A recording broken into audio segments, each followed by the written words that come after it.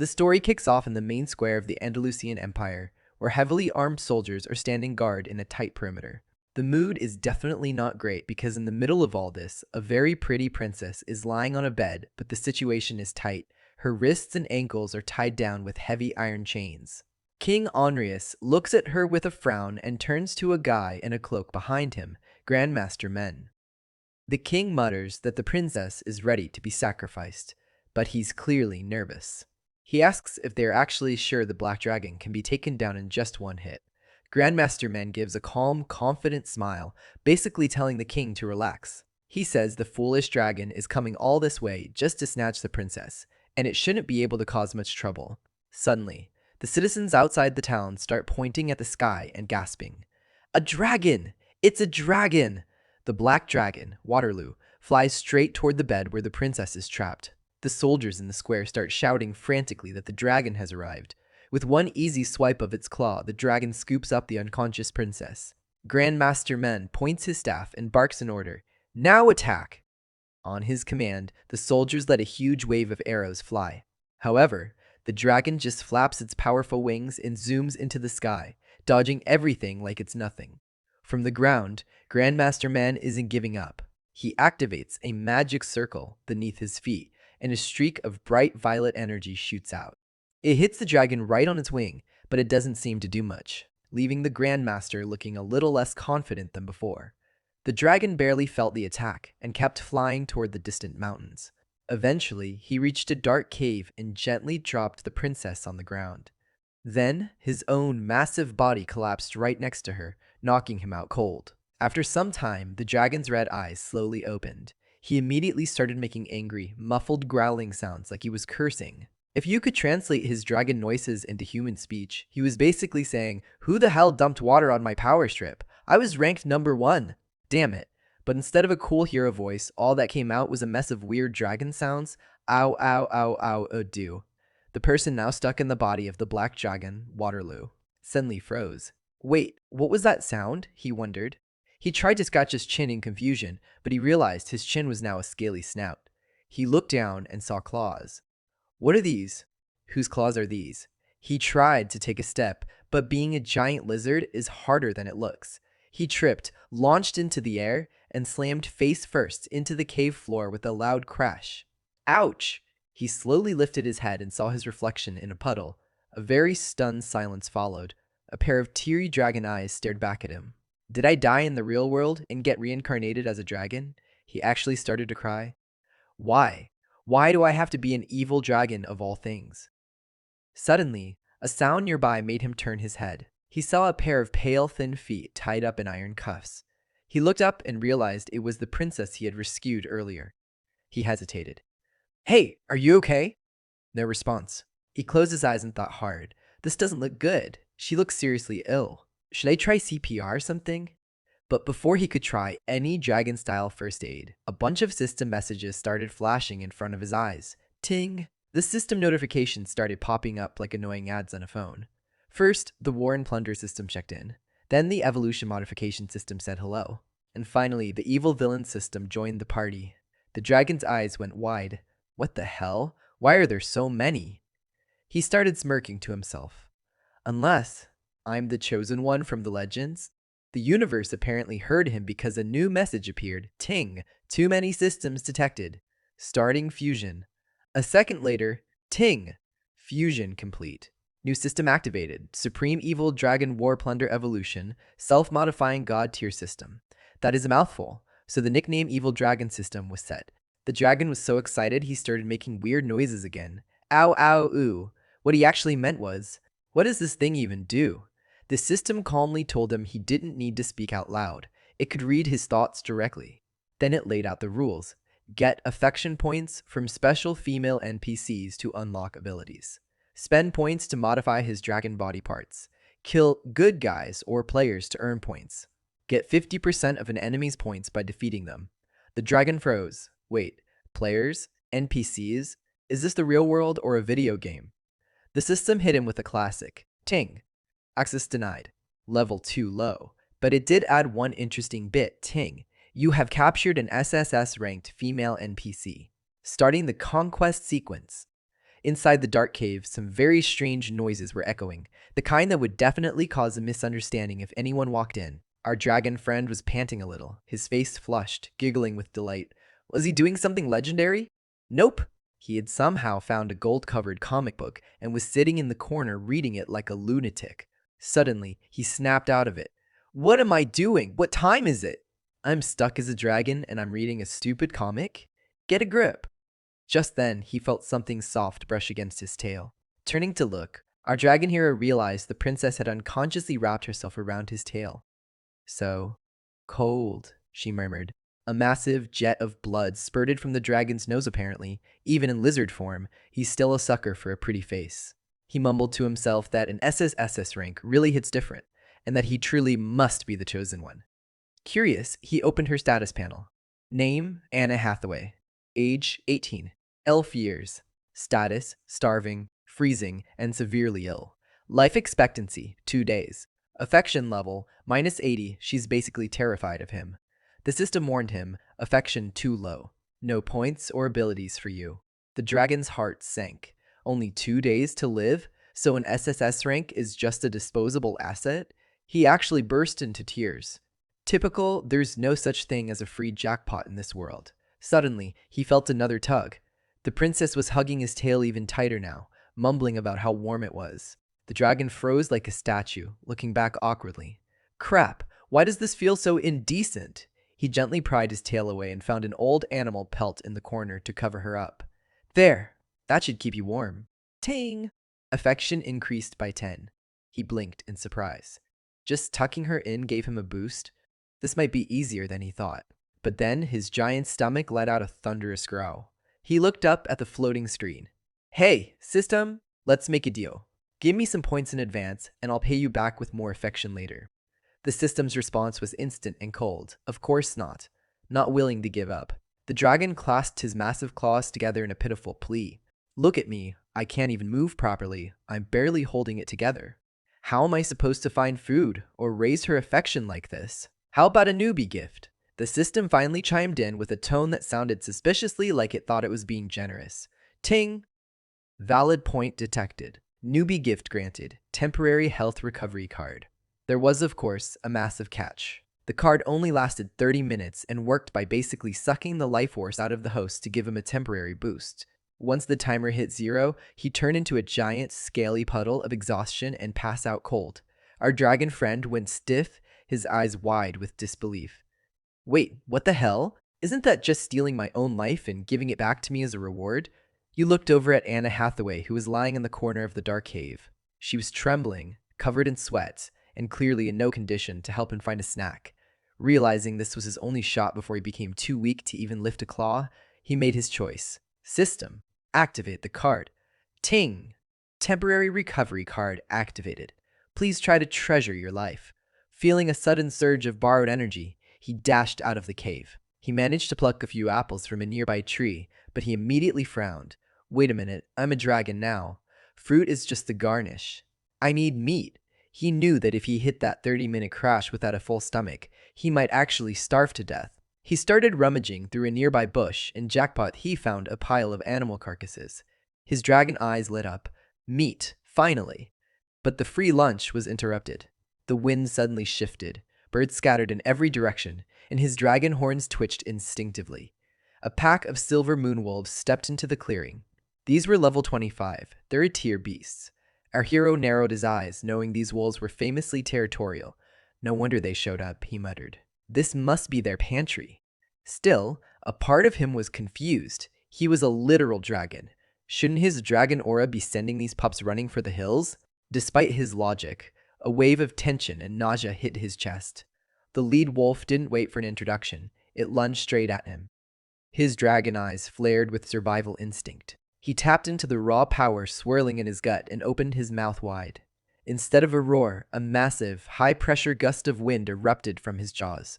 The blast was so powerful it caught the lead wolf mid-air and sent it flying clean out of sight. The 2 remaining wolves just stood there, completely dumbfounded, staring at the empty space where their leader used to be. Our hero didn't have time to play nice doggy. With a powerful flap of his wings and a sudden burst of flame, Tenine roasted the remaining 2 wolves right where they stood. He raised his head and let out a roar so loud it probably shook the neighbor's windows, and a blue flash of light shot into the sky. His dragon aura was now officially turned on and unmistakable. Satisfied with his barbecue, he turned around and flew back to his cave home. Inside, Princess Anna Hathaway had finally opened her eyes. Sensing the massive scaly presence behind her, she woke up in a state of pure terror. Tenine, now in caring dragon mode, was cradling a bunch of fruit in his arms. He peeked over at the princess to check her vitals. She still looked like she was 1 foot in the grave, and he started worrying. How do you feed a girl who's passed out? Suddenly, Anna shifted her weight and lunged at him with a scream, clutching a sharp piece of stone. Get away from me, you monster, she yelled, charging him. Tenine didn't even flinch. He casually raised an apple and held it against her lips like a peace offering. The stone shard hit his scales and shattered instantly, not even leaving a scratch. Anna stood there, stunned, and spat the apple out. She wiped the juice off her face and glared at him with everything she had. You, giant evil dragon, are you going to eat me?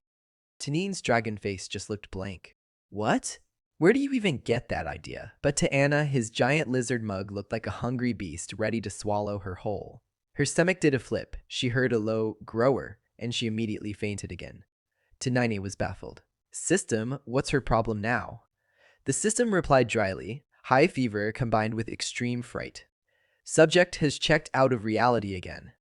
Tenine ignored the drama for a second. Hey, system, about those silver wolves I just turned into charcoal. Didn't I get some points for that?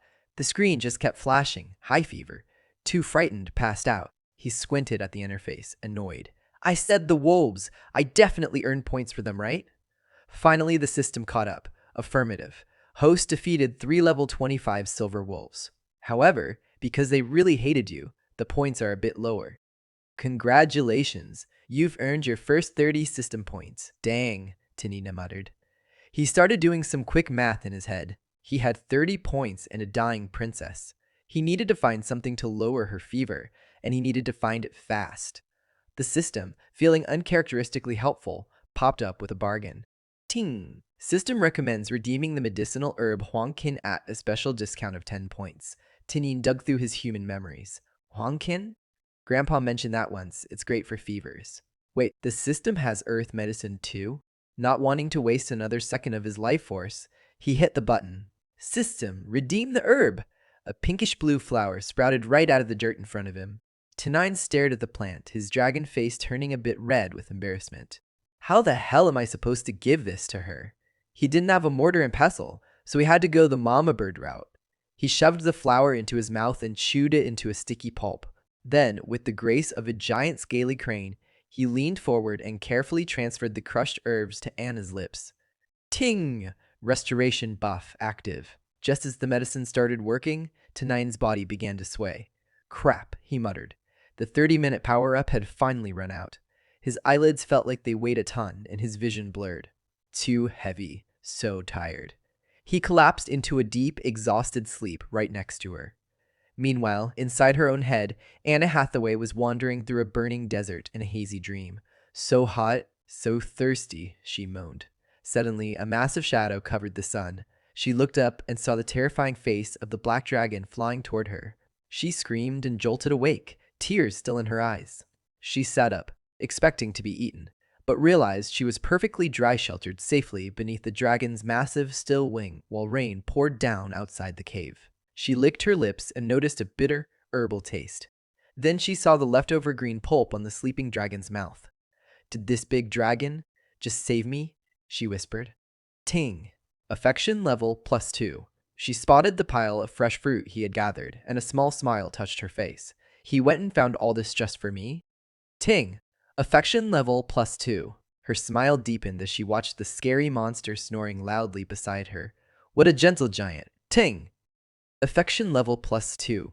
Anna's hand trembled as she reached toward the massive, unconscious dragon.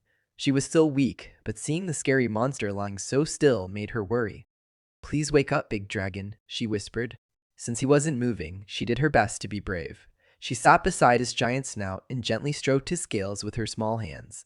Please get better soon, she murmured, hoping the gentle giant would open his eyes. Ting! Anna Hathaway's affection level plus 10, current affection 90. Because she hit the 90-point mark, the system went into overdrive. Congratulations! Phase 1 unlocked. Skill, minor plunder received. The system explained that this skill makes eating food restore his energy instantly and gives him passive healing. The only problem? His appetite was about to become a bottomless pit. The peaceful, moonlit night didn't stay quiet for long. A loud, painful scream suddenly echoed through the trees, scaring the birds into a panic. It was Tanine, wailing in agony. Damn IT, I am starving. Why am I so hungry? I just ate. Even though he was miserable, his mood flipped when he saw the notification. Oh sweet, one nap and I get a skill like this? Man, sometimes life is actually good. Unfortunately, his stomach didn't care about his new skill. It was growling like a wild beast. Tanine slumped to the ground in despair. Even with this skill, I'm freaking starving, he muttered gloomily. His gaze drifted over to the unconscious Anna nearby. In his hunger-hazed vision, she started to look, well, delicious. His mouth started watering. All he could picture was a crispy roasted fox, golden brown and steaming. He shook himself back to reality. No, bad idea. Her affection is at 90. I can't mess that up now. Then the realization finally hit him. Wait, 90? What the heck happened while I was asleep? Tanine started panicking. The jump in affection was way too fast. No way, he muttered. Don't tell me she. In his head, he imagined a dramatic scene where Anna gazed at him lovingly and confessed, Oh, majestic black dragon, you're so strong, so big. I like you so much. The daydream shattered instantly when the real Anna coughed up blood, snapping him back to reality. The system pinged a grim notification. Her lifespan was down to just 1 day. T9 freaked out. What the hell? Why is she suddenly this weak? The system calmly explained that by reaching the 90-point affection threshold, he'd unlock massive system points 20,000 in total and the ability to perform body modification. Tanini frowned. To be fair, she did save me. But just pumping her full of herbs won't work forever. What exactly is she sick with anyway? He opened the system shop, but it was a total dumpster fire of random garbage.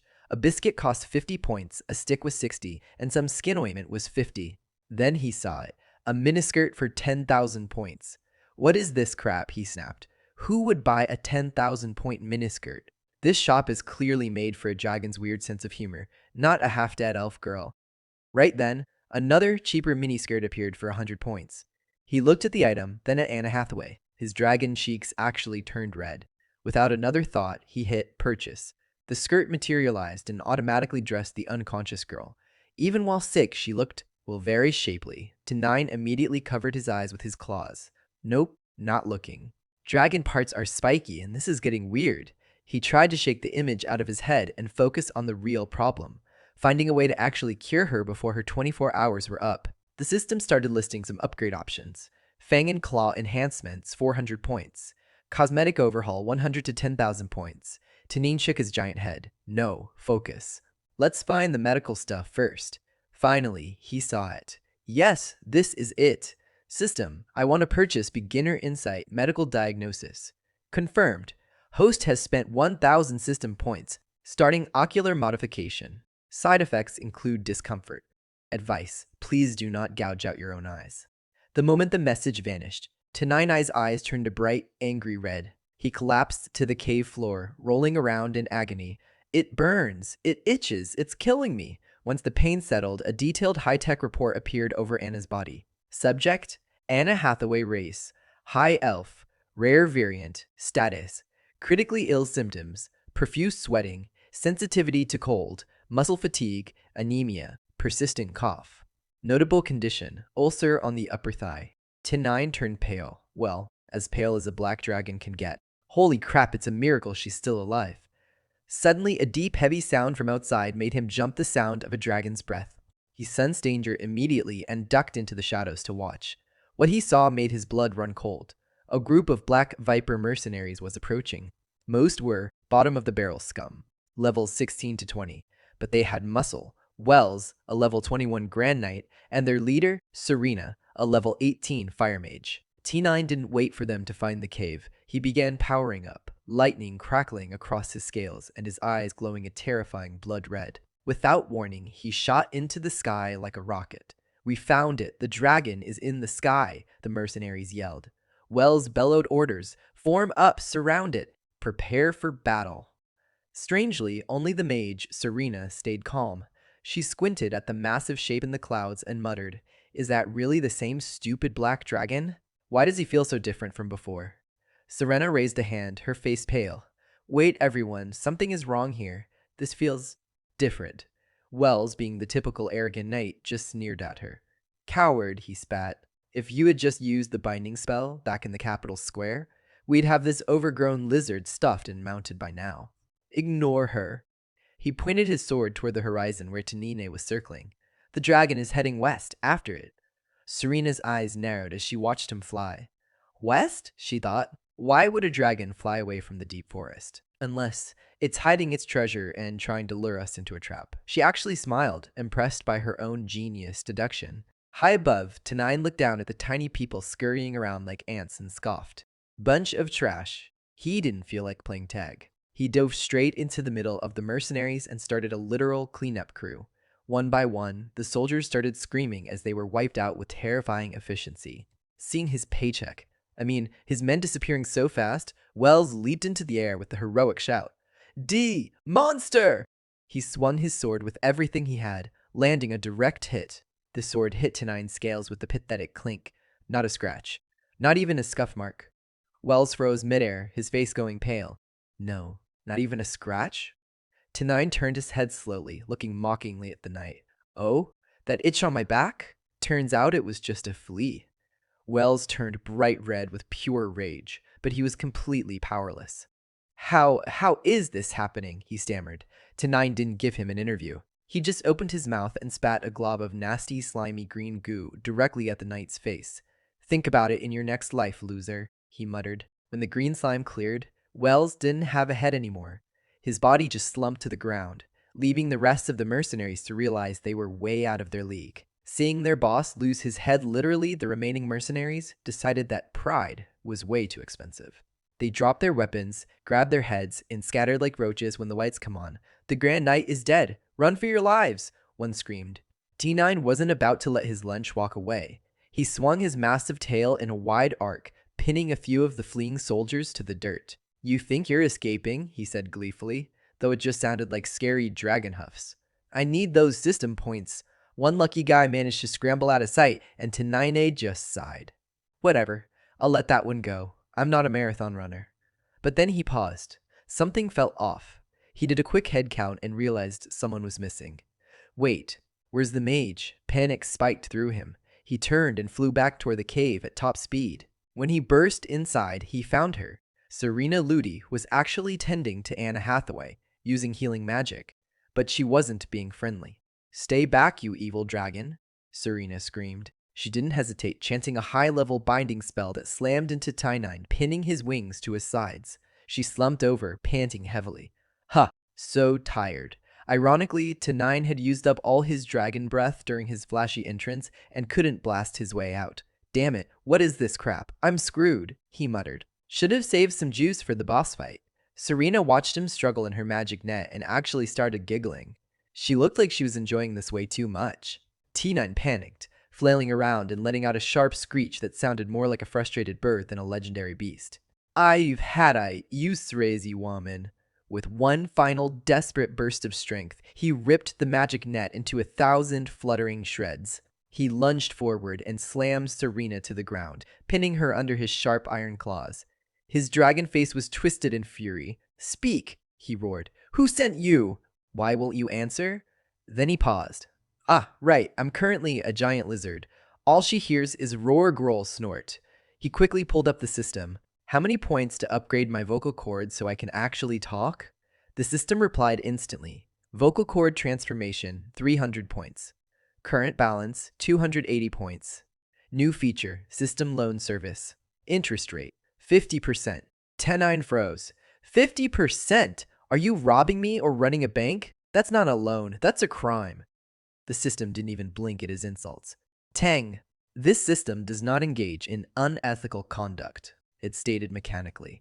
"Fine, whatever. I guess I've got no choice," Tenine grumbled. "System, upgrade my vocal cords. Give me the scam loan." "Ting, vocal cord successfully modified. 20 points borrowed. Debt, 30 points. Please pay your taxes."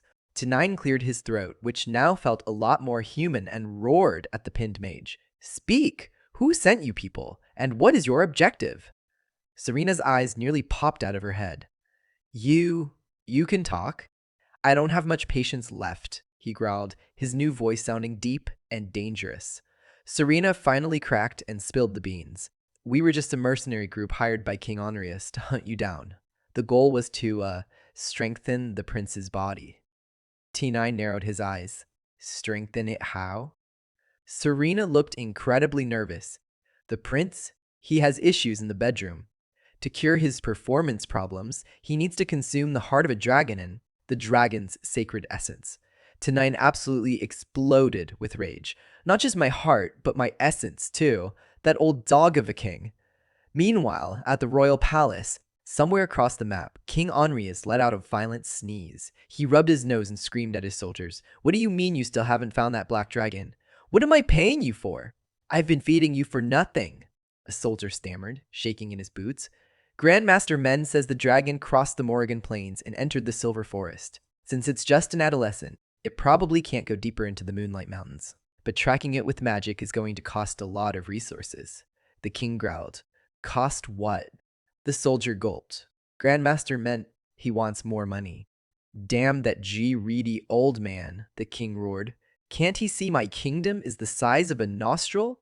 It's not even 1/10 the size of Marquis Elland. I already gave him 300 gold lions. He huffed, clutching his chest. Fine, give him 500 more. That's it. If he doesn't like it, forget the whole thing. Yes, your majesty, the soldier squeaked, scurrying away before the king could throw a chair at him. Deep inside the drafty cave, Serena was currently reconsidering her career choices while tied to the wall. Across from her, a giant shadowy dragon was doing something very suspicious, which turned out to be T9, just sorting his loot, like a gamer organizing his inventory. He was muttering to himself, Holy Light Potion. Boosts thinking speed, healing potion, restores health. He trotted over to Serena, looked her up and down, and asked, You know how to heal, right? Serena gave him a defiant glare. So what if I do? I'd rather die than heal a dragon like you. T9 raised a massive claw, the sharp talons glinting in the dark. Serena squeezed her eyes shut, waiting for the end. But instead of a slash, she heard the ropes snap. T9 grabbed her by the back of the neck like a misbehaving kitten and carried her over to the injured Anna. Heal her, he ordered. Serena panicked. Do you even know she's not a real princess? I know, T9 replied calmly. In his head, he was thinking, Of course I know. Even an idiot can see she's a half-beast with those ears. Serena stared at him, confused. Then why are you saving her? T9's dragon face turned a bit red. He couldn't exactly say, because she's an SS rank asset and I'm farming her for points. He fumbled for a reason that sounded halfway normal. Because we're best friends. Yeah, totally best friends. He figured that since her affection was at 90, best friends was a safe label. Serena looked at him with pure disbelief. You're saving her? Just because you're friends? Ting, affection +2. Suddenly, a new character profile popped up in his vision. Name, Serena Ludi, age 19. Rating, SSS race, human status, healthy affinity, dark magic current affection. 30. She still kind of hates you. Daki. T9 gawked at the screen. What the hell? He looked at his point balance, which was currently sitting at -30 thanks to that scam loan. Anna loved him at 90, but Serena was sitting at a chilly 30. After reading Serena's SSS rank, T9 froze in place. He breathed a massive sigh of relief, thanking the heavens that he hadn't turned her into system points earlier.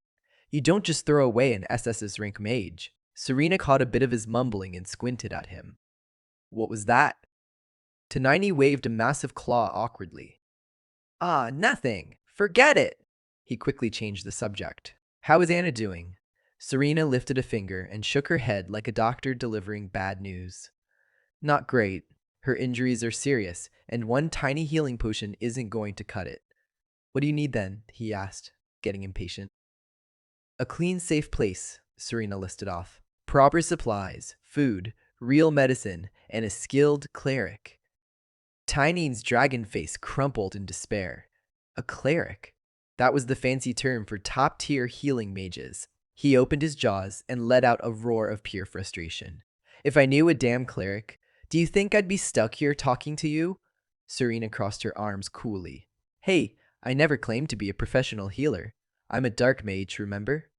Just as the tension was about to boil over, a small voice cut through the cave. Anna Hathaway had finally opened her eyes. You two, please don't fight, she whispered. Just being alive right now is a miracle. Thank you, mighty dragon. I'm really okay, I promise. Tenine brightened up instantly, stumbling over his own dragon tongue. Hey, Anna, you're awake! She was sitting on the damp floor, still looking pathetic with those heavy iron chains on her hands and feet.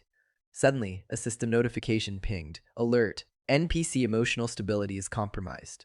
Recommendation. Provide comfort.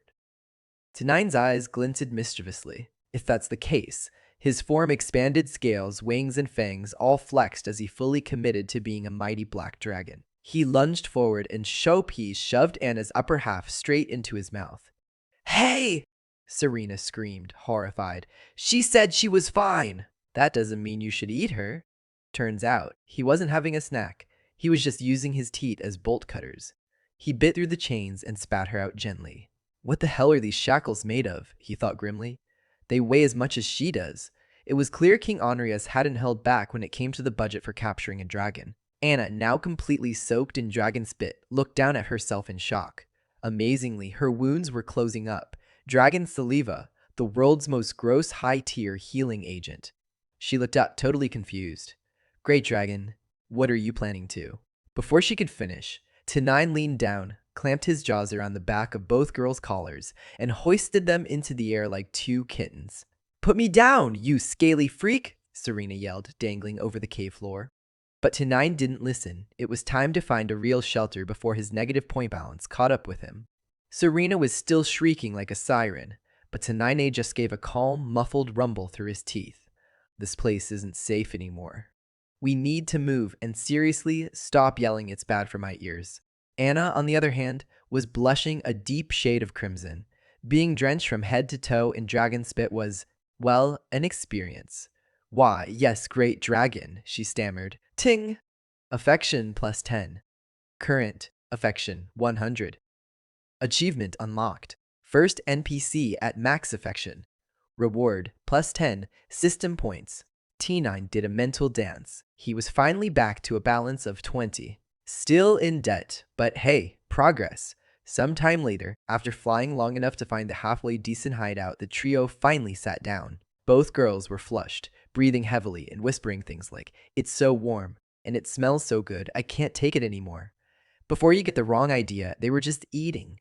T9 had whipped up some grilled meat that was juicy, tender, and perfectly spiced. For a group of fugitives, this was pure bliss.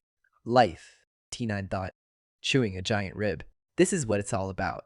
Their barbecue party was rudely interrupted by the sound of rhythmic marching echoing through the forest. 1-2, 1-2, 1-2. Out from the trees marched a bizarre creature. He had the body of a man but the head of a dog. Behind him was an entire army of 500 equally weird-looking cobalt warriors. The leader suddenly raised a paw. Halt! Something is here. Tenine stared at the dog-headed army and broke into a cold sweat. What kind of freak show is this now? He muttered, ready to blast them into next week. One of the kobolds sniffed the air, tracking the scent of dragon and grilled steak. As if in slow motion, Tenine's giant shadow loomed over them. The cobalt leader looked up, his face went pale, and his eyes went wide. But he didn't scream in terror. Instead, his eyes started sparkling with the obsession of a hardcore fanboy. He started dashing around Tenine's legs like a puppy on a sugar high. Oh my stars! A real-life dragon! He shrieked with joy. I can't believe it! A dragon! He was literally drooling with awe, looking like he wanted Tenine to sign his shield. The leader of the dogmen dropped to the ground and literally started licking the dirt in front of Tenine. Great Dragon Lord, I am Barkley, the lead kobold of the Shattered Fang clan. I beg to serve under your glorious wings. We will live and die for you. Woof. Tenine pulled up the system info for his new fanboy. Name, Barkley, the Cobalt. Role, Oracle of the Shattered Fang tribe. Level, 7. Class 1. Status, physically weak, but blindly worships dragons. Affection, 80. Worship level. Seeing their leader surrender so easily, the other 500 dog-headed followers dropped to the ground, grinning and wagging their tails in unison. Tenine looked at this army of weirdos and sighed. You're all so weak. What good are you as subordinates? Barkley's tail wagged like a propeller. Even if we are weak, we can polish your scales. We can build you a majestic nest. We can sniff out rare mineral veins. All the treasures of the world shall belong to you. Tinini was speechless. What is wrong with these guys? Are they afraid of being cannon fodder?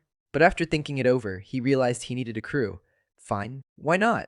Let's see how useful you actually are. I want a clean, spacious lair, now.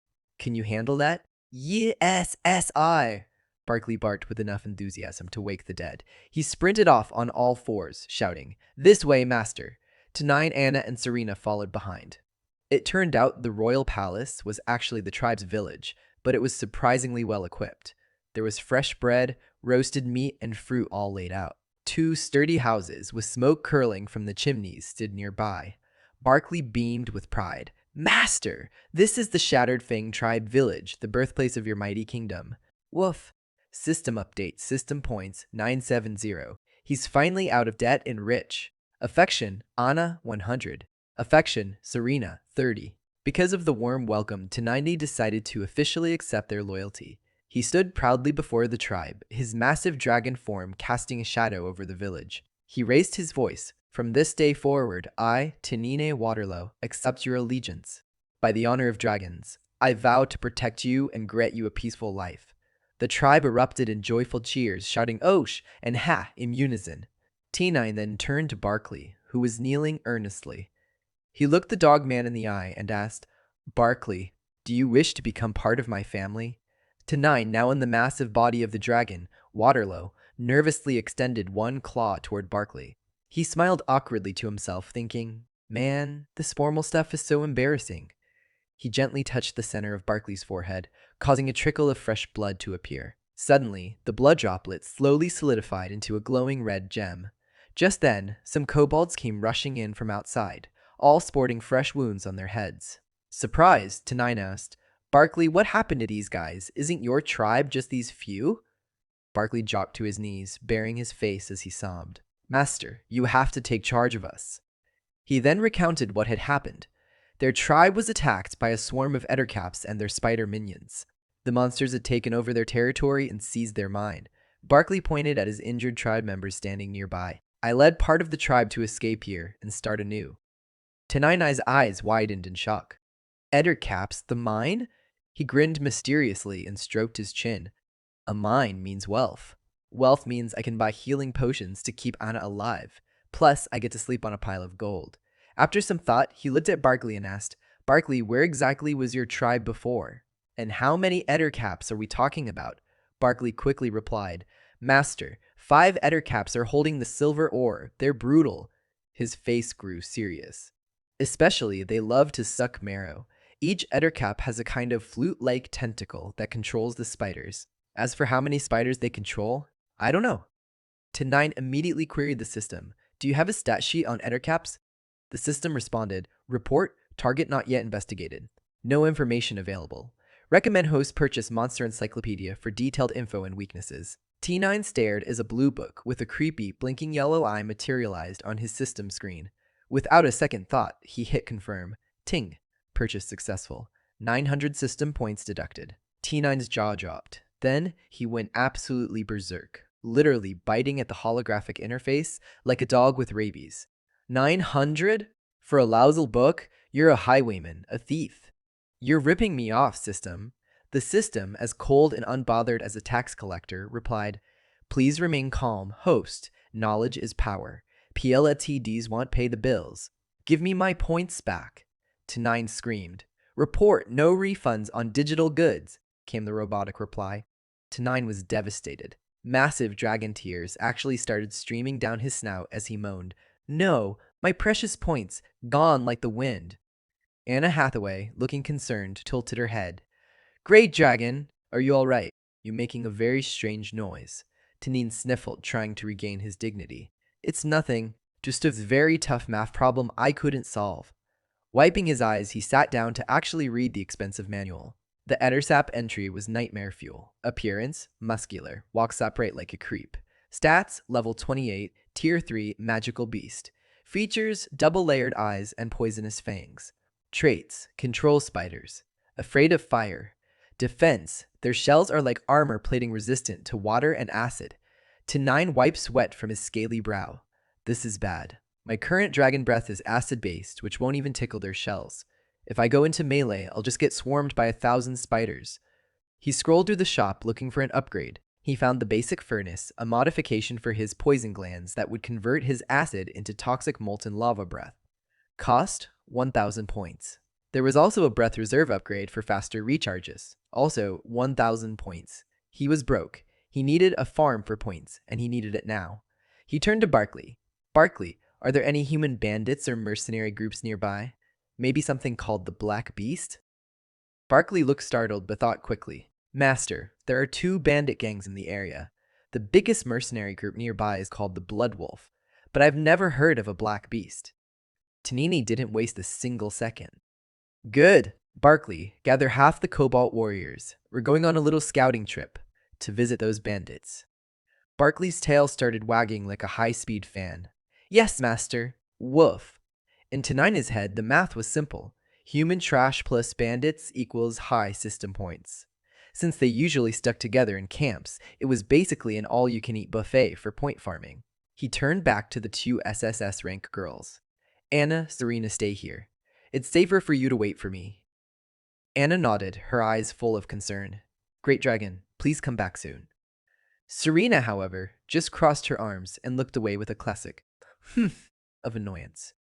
Tanin didn't buy the act for a second. He leaned his massive snout down until he was inches from her face, his red eyes narrowing. Warning, don't even think about running away while I'm gone. Serena jumped, her tough girl act crumbling into a stammer. Why would I do that? I love it here. Really? Scene shift. The Silver Moon Forest. Stormfang bandit camp high up on the watchtowers. 2 lookouts were squinting through binoculars. That's the boss. Open the gates. The massive wooden gates swung wide as 3 horse-drawn wagons, overflowing with stolen goods, rattled into the center of the camp. The bandit boss, a burly, bearded man who looked like he'd never met a razor, hoisted a massive mug of ale. Brothers, to a bountiful haul! Drink up! He roared. The men cheered, clinking mugs and shouting, Cheers! Boss, this haul is a jackpot! One lackey grinned. We're set for the month. 4 men struggled to carry a massive, ornate chest toward the front. What's this then? The boss asked, leaning in with greedy eyes. A special gift for you, boss. But before he could pop the lock, a subordinate burst into the tent, his face as white as a sheet. Boss, a black dragon! It's heading straight for yes. The boss spun around, nearly choking on his ale. What? Outside the gates, Tanin didn't bother knocking. He unleashed his full dragon aura, trampling through the fortifications like they were made of toothpicks. The Stormfang bandits, who were so brave 5 minutes ago, were now screaming and scattering like ants in a hurricane. Ting! Detected. 50 by low-level bandits. Let the farming begin. The Stormfang bandit camp was no longer a place of celebration. It was a literal melting pot. From Tanin's massive jaws, thick streams of sticky, corrosive acid sprayed down like a nightmare rainstorm. The bandits didn't even have time to reach for their swords. My eyes! I can't see! One shrieked, while others collapsed as the acid ate through their leather armor. T9 took to the sky, circling above like a dark god of debt collection, admiring the absolute chaos below. Every time his massive weight hit the ground, buildings pancaked into splinters. The bandit boss, blinded and burning, staggered through the smoke. Scatter, get away from the... He never finished the sentence. A glob of acid slime caught him mid-shout, ending his career as a thief and starting his new life as a puddle. Meanwhile, the Shattered Fang Warriors, the toy NHA tribe, weren't just watching. Seeing their legendary master in action gave them a massive morale boost. They swarmed the fleeing survivors with knives, their yips of excitement mixing with the bandits' screams of terror. Barkley stood amidst the fallen enemies, tears of joy streaming down his furry face. We did it! The tribe is avenged! Woof! Ting! Battle concluded. Reward 1,120 system points earned from total annihilation. New balance 1,390 system points. The entire tribe erupted in a frenzy, jumping and shouting, Great Dragon Master! Victory! Barkley scurried over to T9, who was currently busy shaking bandit remains off his talons. Master! We've hit the jackpot! There are dozens of chests here. All the loot these humans stole from the surrounding villages. It's all yours. Tenine stared at the loot, a giant toothy grin spreading across his snout. Good work, Barkley. Pack it all up. We're taking every shiny coin back to the refuge. But then, something caught his eye. Amidst the boring sacks of flour, stolen apples, and piles of gold, he spotted a crate that practically glowed with main character energy. Inside were rows of shimmering vials, transformation potions. He carefully picked one up with a giant claw, and the system did its thing. Item info: low-level transformation potion. Effect: grants non-humans a human form, retains 10% of original strength. Duration: 1 hour. T9's eyes gleamed. With this, I can finally stop being a giant lizard and go back to Anna and Serena looking like a boss. In his head, the Delusion Theater started playing a high-budget movie. He saw himself as a tall, chiseled warrior. Anna Hathaway was blushing and whispering, "Please accept my humble kneeling," while Serena Ludi was sobbing at his feet, "You're so handsome. Forgive my past mistakes. May I kiss your toes?" Then, a sudden, horrifying thought hit him. Wait. If I'm an adolescent dragon, what if the potion turns me into a bratty 10-year-old? Oh no. Screw it, he muttered. Whatever happens, happens. It only lasts an hour anyway. He popped the cork and downed the liquid in one giant dragon gulp. Instantly, a strange, swirling aura wrapped around his body. The system chimed, transformation potion consumed, initiating human form. A glowing, egg-shaped shell formed around him, pulsing for a second before crack! Tenine stepped out of the shell, beaming with pride, standing tall and feeling breezy. Very, very breezy. He had completely forgotten that dragons don't wear pants. Barkley's eyes nearly popped out of his furry head. Master? Why? Why are you like that? Tenine looked down, saw his birthday suit, and turned a shade of red that put his dragon scales to shame. He frantically covered his manhood with both hands, screaming, "System! Where are my clothes?" "Is this part of the ripping me off them?" The system replied with its usual robotic sass. "Please wait a moment, host. Due to the rapid transformation, clothing assets are still loading. Please do not move during the buffer period." After what felt like the longest 30 seconds of his life, a set of clothes finally pixelated onto his body. T9 leaned over a nearby pool of water, practically purring at his own reflection. Who is this handsome devil?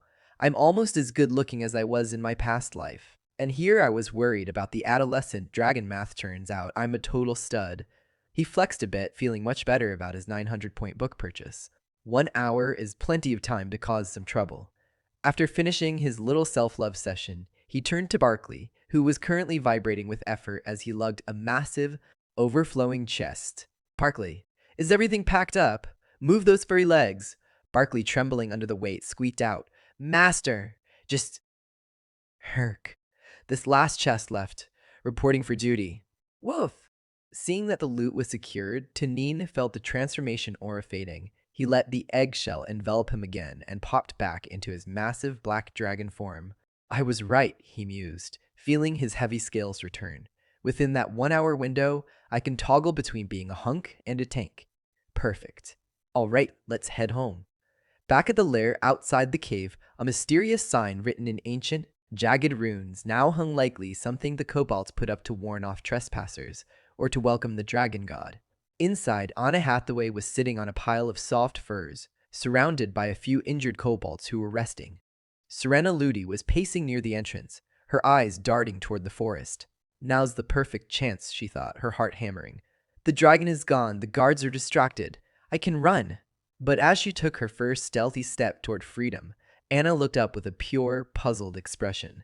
"Big Sis Serena, where are you going, caught red-handed?" Serena froze, then slowly pivoted back, wiping a gallon of nervous sweat from her brow. Ha, just wandering, stretching the old legs. Getting some cave air?" She sat back down with a heavy, soul-crushing sigh. "What now? The dragon hunt was a disaster. The mercenaries are dead.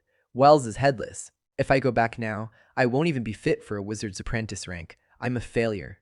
Her spiral into depression was interrupted by Anna's joyful shout. "Sis Serena, come here quickly. Look what I found." Serena looked over and blinked in total confusion. A batch of kobold eggs had apparently decided that now was the perfect time to hatch. Dozens of tiny, adorable, dog-headed hatchlings were climbing all over Anna, yapping and wagging their tiny tails.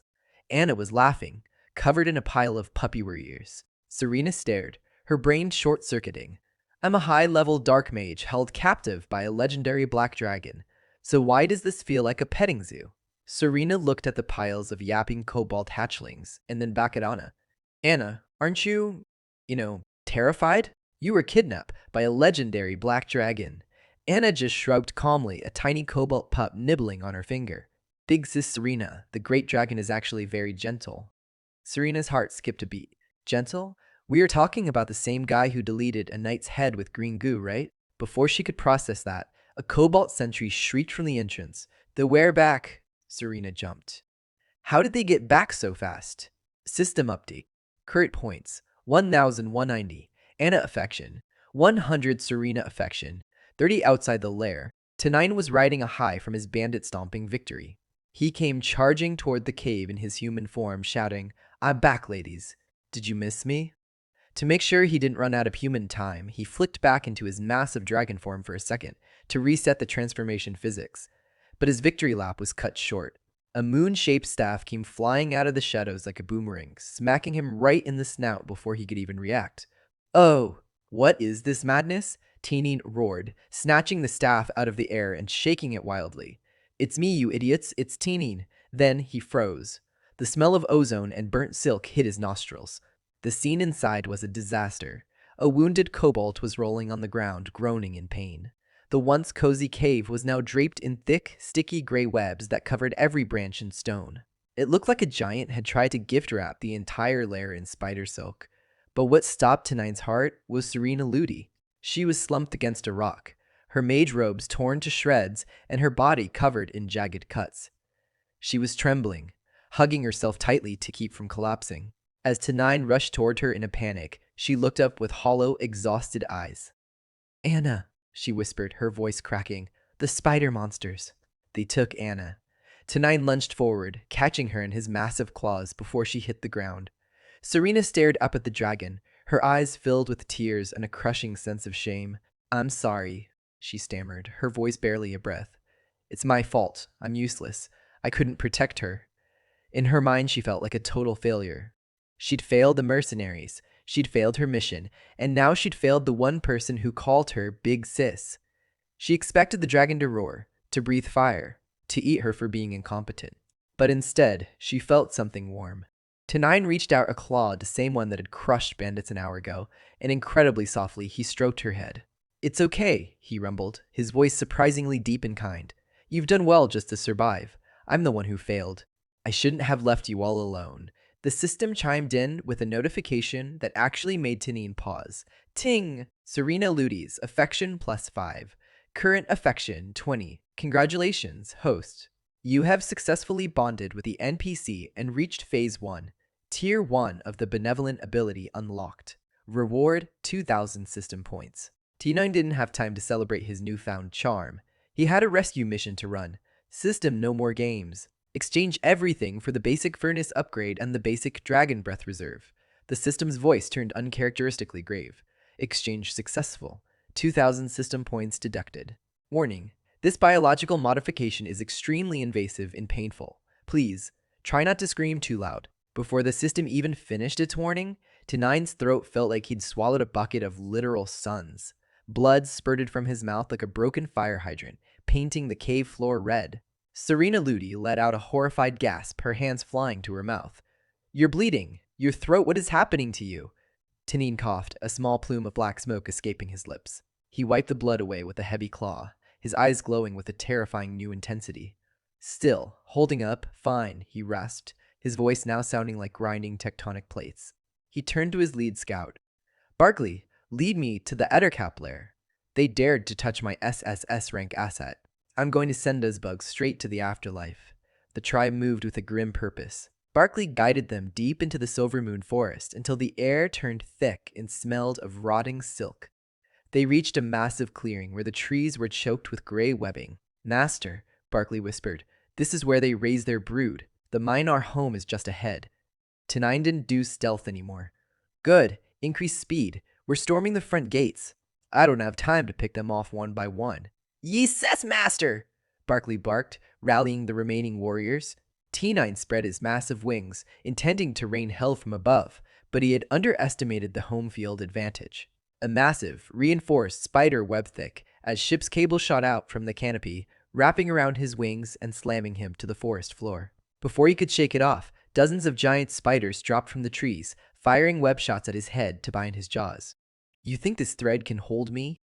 T9 growled. He stretched his neck, and instead of a pathetic stream of acid, he unleashed a toxic molten lava breath. A jet of white-hot liquid fire erupted from his throat, incinerating the webs and the spiders instantly. Ting! Killed 57 giant spiders, gained 312 system points. Wrapped in the scent of burning hair and melting silk, T9's eyes blazed with pure killing intent. He didn't wait for a second wave. He charged headfirst into the dark maw of the Ettercap's lair, ready to turn the mine into a tomb. After incinerating the welcoming committee, T9 wasn't in the mood for a polite conversation. He snatched a surviving Ettercap by its swollen, bruised head and roared, "Where is the girl?" The creature could only let out a pathetic, gurgling chi-chi. T9 didn't wait for a translation. He stomped the monster into a purple smudge, took a mental note of the direction its shifty eyes had darted, and followed a trail of silk to a massive cave door. Realizing his massive dragon body would just get him stuck in the plumbing, he popped another transformation potion and shifted into his handsome human form to sneak inside. He burst through the final layer of webbing and shouted, "Anna!" There she was, Anna Hathaway, wrapped up like a high-end silk burrito. T9 brushed over, and even in the middle of a monster hive, he couldn't help but strike a pose. This is it, he thought. The hero moment. Anna's face went bright red the second he got close. She leaned forward, sniffing the air, and her eyes went wide. She didn't see a stranger. She smelled the distinct, slightly sulfurous scent of her dragon lord. System update, points 1,190 Miri, pre-bonus, Anna affection, 100 Serena affection, 2010-9 carefully peeled away the sticky webs, lifting her into his arms. Anna leaned into his chest, whispering shyly, "Great dragon lord, thank you for coming to save me. Whether you're a dragon or a human, you're still ridiculously handsome." T9, never one to miss an opportunity to flex, looked down at her with his coolest, most main character expression. "To me, you are very important. I will always come for you." "Got it? Yes?" Anna squeaked. Ding! Anna Hathaway's affection, plus 10. Current affection, 110. Intimate level reached. Congratulations, host. You have unlocked intermediate possession. Special skills strengthened. Reward, 3,000 system points. T9's eyes practically turned into dollar signs. 3,000 points? Stomping bandits is honest work, but SSS rank girls are the real jackpot. The system also notified him that his physical growth was accelerating. He was no longer just a bratty teenager dragon. He was becoming a true powerhouse. But as he basked in his riches, a thought struck him. He stroked his chin, looking at his human hands. "Wait, how did you recognize me so easily?" "I look completely different." Anna smiled, looking perfectly content in his arms. "It doesn't matter what form you take, I'd recognize you at first sight, anywhere." Back at the lair, T9 was hovering over Anna like a helicopter parent with a scales problem. He was practically funneling healing potions down her throat. "Drink up. This is high-grade restoration medicine. Herbal therapy. Take it on time or no dessert." Ting. Affection, +1, +1, +1. Ting. System points. 51-0 on, 200. T9 stroked his scaly chin, sweating slightly as he watched his point balance drain. Man, affection is expensive. It's increasing too slowly for the price of these meds.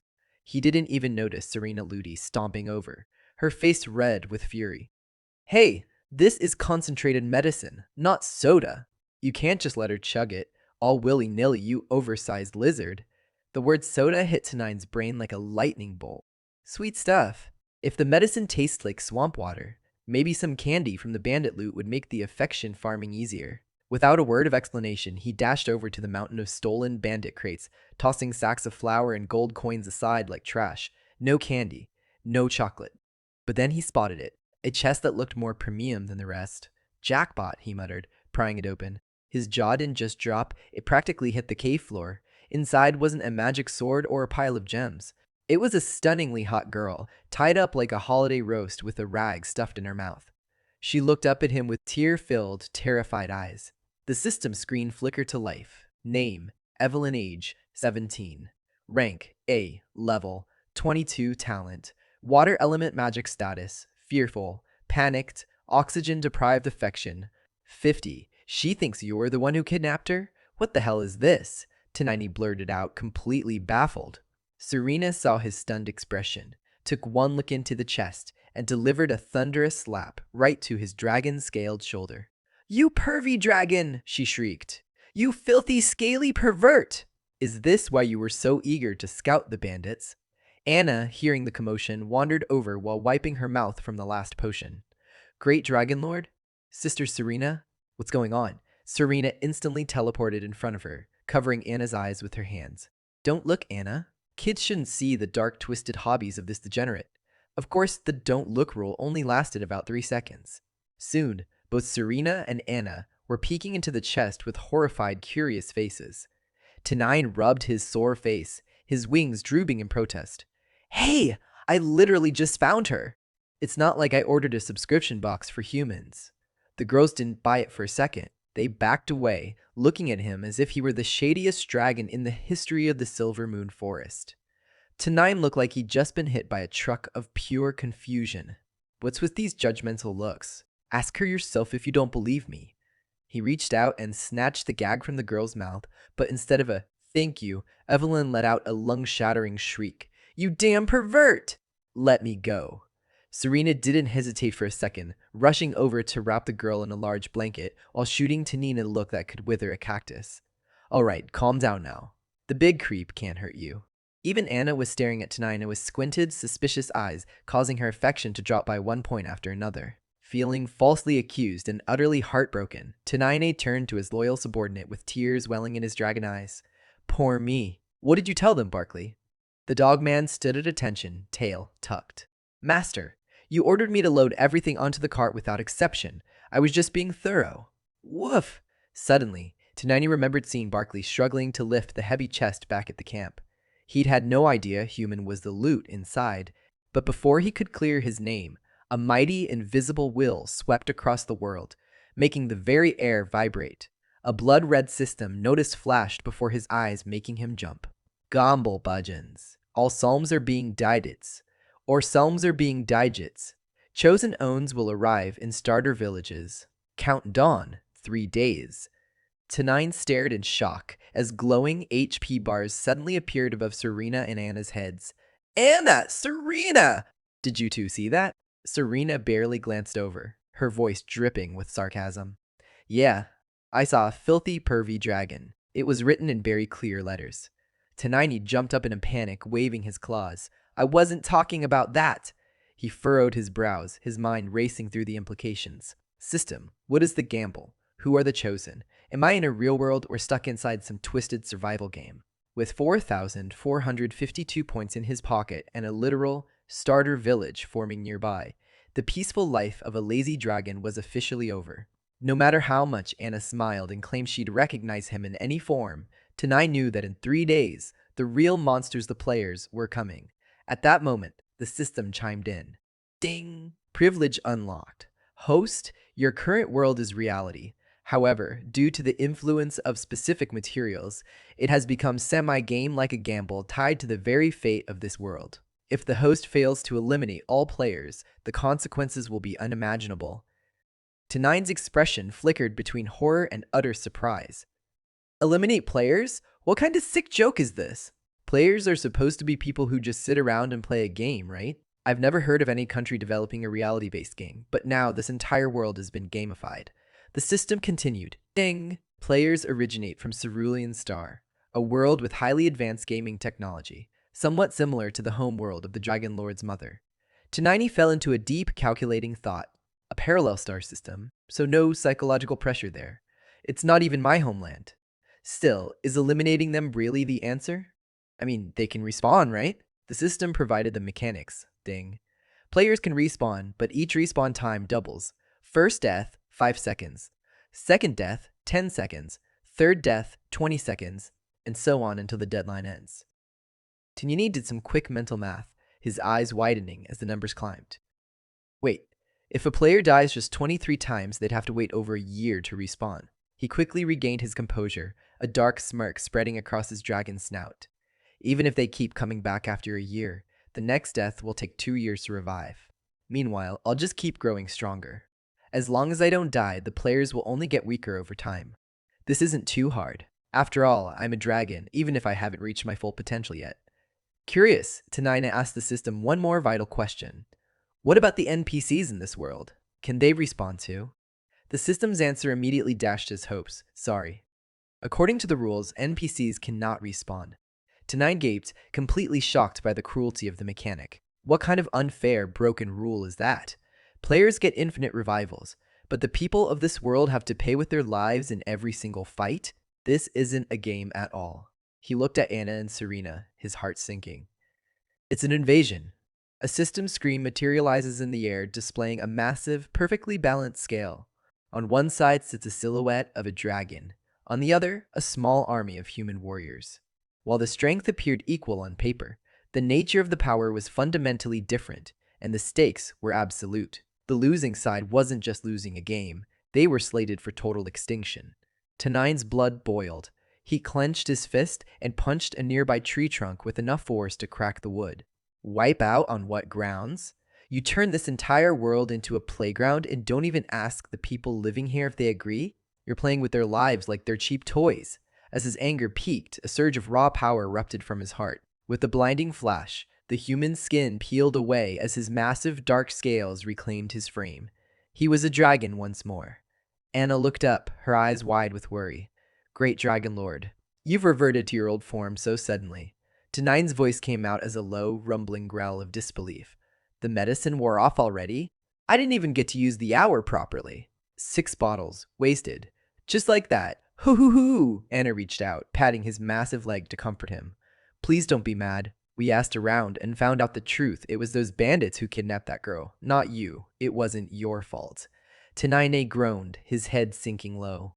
No, it's not even about the pervert thing anymore. Suddenly, his reptilian eyes locked onto Anna and they practically lit up. Wait, why are you dressed like that? Anna blushed a deep crimson, fidgeting with the hem of her new outfit. My old clothes were all torn from the spiders, so Serena found a chest full of clothes in the loot, and I changed.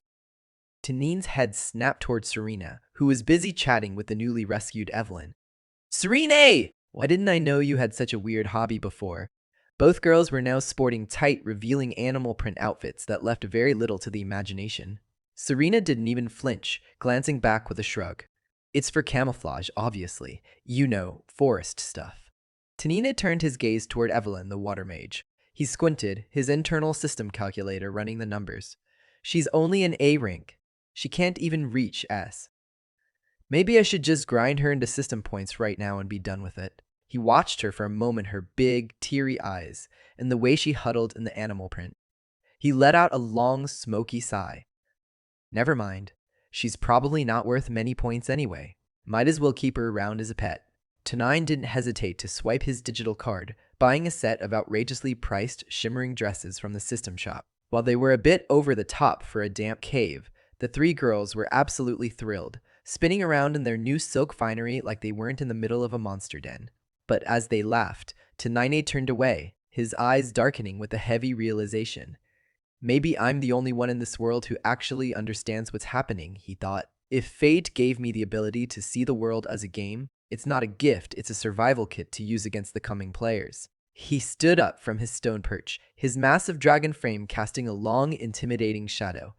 I can't afford to be careless anymore, he announced, his voice vibrating with newfound determination. He turned to the lizard men standing nearby. Barkley, tell me everything you know about the monster factions in this region. I need a map of every tribe and hive. I'm going to unite them all. Barkley didn't ask questions. He simply bowed and hurried to obey. The system flickered to life in Tanine's mind, displaying his updated status. With 30,852 points in the bank, his influence was growing. Anna's affection had hit a high of 210. Serena was slowly thawing at 30, though the newcomer, Evelyn, was still sitting at a frosty -40. He studied his own data with a clinical focus, level 30, 60,000 health, and a terrifying attack power of 5,000. He lingered on his passive skill, experience resonance, which allowed him to soak up half the experience earned by his family and subordinates. It was his greatest edge, but he noticed a chilling detail in the rules. Natives killing natives didn't grant a single point of experience. Only killing players did. The players, however, weren't bound by those rules. To them, every living thing in this world, his tribe, his friends, was just a walking experience bar waiting to be harvested. It was a high-stakes game of chess where the resources were tragically unequal. If they can respawn and recant, T9 hissed, smoke curling from his nostrils. Then I have to make sure they never even get the chance to level up. The unseen masterminds pulling the strings on both sides were clearly trying to force the players and the natives into a brutal, zero-sum game where only one side could walk away. T9 narrowed his eyes at the system screen, his mind spinning. If attributes can be improved through training, he mused, that might be the only real edge we have. He needed a guinea pig. He spotted a nearby cobalt cleaner and barked, "You there! Come here!" The small creature scurried over and bowed so low his snout hit the dirt. "Great master, Huck pledges his meager strength to you." The system instantly pulled up a profile that made T9 want to facepalm. Name, Huck level 4, rank 1. Health, 800, strength, 4, armor, 80 skills. Setting traps, den design, mining, garbage collecting, howling, reckless fighting, and T9's personal favorite, playing dead. Weak, pathetic, beyond belief. T9 sighed, smoke curling from his nostrils. He bared his fangs, looming over the trembling cobalt. New orders. Run around the perimeter of this cave for 30 minutes. No breaks. Not a single second of rest. If you stop before the timer hits 0, I'm having cobalt tartare for dinner. Move. Huck let out a squeak of pure panic and took off like a shot. He ran until his lungs were burning and his legs felt like jelly, finally collapsing in a heap. Master. Great master. Huck, done running. Ting, system update, health, 810, constitution, 8.1, 6 door. Orsos, 0.1, Aramor, 81, 6 to money nodded approvingly. So manual labor really does move the needle on the stats. Just then, the atmosphere in the cave shifted. Anna, Serena, and Evelyn approached, twirling in the high-priced dresses he bought earlier. "Great Dragon Lord," Anna chirped, her eyes sparkling. "We've changed. Do you think we look good?" Tanin's imagination immediately went into overdrive. He pictured his high-rank girls charming the socks off potential recruits. "Hey there, handsome. Want to join the winning side and get stronger?" He chuckled to himself, a bit of dragon saliva dripping from his jaw as he gave them an appreciative look. "Nice. Give me 100 more people like this, and I'll own this continent." The moment of vanity was cut short as a subordinate hurried forward, unrolling a weathered piece of parchment on a flat stone. "Master, this is the map of the Silver Moon Forest, preserved by the previous clan leader. It marks the territories of the Gnolls, the Cockatrices, the Fire Rabbits, the remaining Kobolds, and the Bore tribes." T9 leaned over the map, his claw tracing the jagged lines of the forest. The players were coming in 3 days, and he finally had a hit list for his new monster alliance. T9 took one look at the ragtag group of forest rejects and realized he needed to be more than a dragon. He needed to be a CEO. He turned to his subordinate with a sharp glint in his eye. "Barkley, get every cobalt we have. Tell them to bring their gear. We're going on a corporate merger tour." The Silver Moon Forest quickly became a graveyard of bruised egos as T9A went on a tactical rampage. One by one, the local bosses got a face full of dragon reality. The Fire Rabbit leader at level 3, the Cockatrice leader at level 7, and the Boar leader at level 9 were all soundly thrashed and left questioning their life choices. As they cowered in the dirt, T9 loomed over them, trying his best to look like a visionary and not just a giant lizard who'd just kicked their butts. "Listen up! You don't have to fear me eating you," he rumbled, projecting his most heroic voice. "According to my intel, this world is facing an enormous threat. We must unite. Silver Moon Forest is our home, and we aren't moving. Take up your weapons and fight back. Drive away these wretched enemies." Suddenly, a system notification pinged in his mind, announcing that his passive skill, Tears of the Wise, had been activated. Instantly, the forest clearing turned into a daytime soap opera. The boars were wailing into their hooves, and the rabbits were hugging T9's ankles like he was the second coming of the carrot god. Wow, that was so inspiring. Long live the great lord. We are one family. Sniff, Lord Waterlow, forever. T9 froze, his wings twitching in genuine surprise. Oh, so that's how Tears of the Wise works? It's a literal main character cheat code. Whatever I say, they just drink the Kool-Aid. Damn, I feel like some kind of multi-level marketing guru right now. Who knew gaslighting was a dragon racial trait? A fire rabbit looked up, wiping its watery eyes. Great black dragon lord, how should we fight these enemies? We are too weak. We're basically just walking appetizers. T9 leaned in, emphasizing every word like a drill sergeant. Excellent question. The next thing you must do is simple. Train like demons. The forest transformed into a high-intensity boot camp. Rabbits were running hundreds of laps until their paws blurred. Cockatrices were hanging from branches doing thousands of pull-ups, and the boars practiced charging, splintering ancient trees into toothpicks. T9 looked up at the sky, his jaw set, thinking to himself, just wait. I'm going to win this gamble or die trying. Meanwhile, back on the bustling streets of Mercury Blue, life was totally normal until a random pedestrian pointed a trembling finger at the clouds. Guys? What the hell is that? A colossal, shimmering hourglass had manifested in the sky, glowing with a "you're screwed" kind of light. A booming, godlike announcement resonated through the atmosphere, declaring that the World Gamble game had begun with a countdown of 315,359,998 seconds. Across the globe, the lucky winners like Daniel and Jason began to flicker like a bad Wi-Fi connection. My body, what's happening? They gasped, their forms pixelating into digital dust as they were sucked across the void toward the starter villages. The players were arriving, and they had no idea they were about to face a dragon with a training camp and a serious attitude problem. The system's voice boomed across the sky like a celestial terms and conditions update, and the message was clear. Players, you are free to invade this world as you see fit. You have 10 years. T9 listened as the game rules were etched into the very fabric of reality. Rule 1 was a doozy. Once you're in, you're in. No logging out until you kick the bucket. After death, players get booted to the world square to sit in timeout and wait for resurrection. Rule 2, turn the invasion into a career. The longer you survive and the more missions you clear, the more invasion points you rack up to buy snacks, gear, or even shave time off your respawn clock. Rule 3, promise treasure chests scattered like confetti across the globe, filled with loot and tradable goodies. But it was Rule 4 that really put the pressure on. Initial resurrection takes 55 seconds, but every subsequent death doubles the wait. Cherish your life, the system mocked. Finally, Rule 5 dropped the bombshell. Time in game flows at a 1010 ratio, and if you manage to die in the world square, that's it. Permanent game over. True death. Back in the Silver Moon Forest, the countdown was ticking away. 315,359,997 seconds, and counting. A subordinate scurried up to T9, looking surprisingly proud. Master, the training is paying off. Even the Blackwater Great Python from the outskirts has joined the squad and is currently doing tail slap drills. T9 nodded, feeling like a proud, scaly coach. Good. Keep the pressure on. But the celebration was cut short. The system screen in his mind suddenly flared a violent, panicked red. Alert. Incoming players detected. Newbie village initialization was complete, and the world rules for the natives were now in effect. Rule 1. Players were being dropped into regions all over the map, gifted with a 1-week protection phase in their respective newbie villages. Rule 2. Any native creature meaning Tanin or his furry trainees that tried to wander into a newbie village would be teleported away and have their memories wiped like a bad hard drive. Rule 3. The treasure chest scavenger hunt had officially begun. Then came the location drop that made T9's heart skip a beat.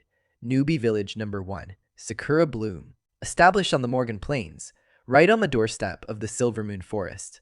The players weren't just coming, they were moving in next door. Suddenly, a heavy wooden crate materialized out of thin air and slammed into the dirt right in front of T9's snout. What the? I've been turned into a literal loot guardian now? He peered inside, expecting legendary gear, but his face fell. Empty. So these are just reward containers? They only spawn the good stuff when a player pops the lid? T9 fumed, smoke puffing from his nostrils. First, I get isekai'd into this world as a giant lizard, and now I'm stuck babysitting empty boxes for the enemy? Not on my watch. He barked orders at the nearby predators. Grey Wolf, Cobra the rest of you. If you see any more of these gift boxes dropping in the forest, drag them all back to me. Every single one. The beast howled and hissed in unison. Yes, master. He then pivoted to his lead engineer. Barkley, Bring me everything your cobalt crew has been cooking up. Traps, poison, explosives, if it goes boom or makes someone's skin melt, I want it. Barkley bowed so low his nose hit the grass. Understood, master. Tenina muttered under his breath. System, is there a world map in this bargain bin UI? The system pinged back, host. Since the players have arrived, the world map has been updated. Unlocking it cost 10 system points. Tenine didn't even blink. Unlock it. The location of the newbie village popped up immediately, and Tenine rubbed his scaly chin. This is going to be one lopsided war. Players start weak, but there's a literal mountain of them. And now they get 7 days of God mode protection to gear up? Unfair. Then a slow, evil smirk spread across his face. But based on my years of gaming experience, newbie players all share one fatal, delicious weakness: curiosity. Before long, his minions returned, dragging dozens of empty chests through the undergrowth. Master, the loot boxes are collected. Tenine pointed a sharp claw at the pile. Open them all. Fill them with poison mist traps, jagged explosives, and every deadly surprise we've got. Then, go hide them in the bushes. Make it look natural. If it looks like a trap, you're doing it wrong. It needs to look like a lucky find. One of the kobolds tilted his head, confused. Master, why go to all this trouble for empty boxes? Tenina gave a sly, toothy grin that would make a shark nervous. Well, when guests come over, it's only polite to prepare a little welcome gift, right? He chuckled wickedly, the sound echoing through the trees.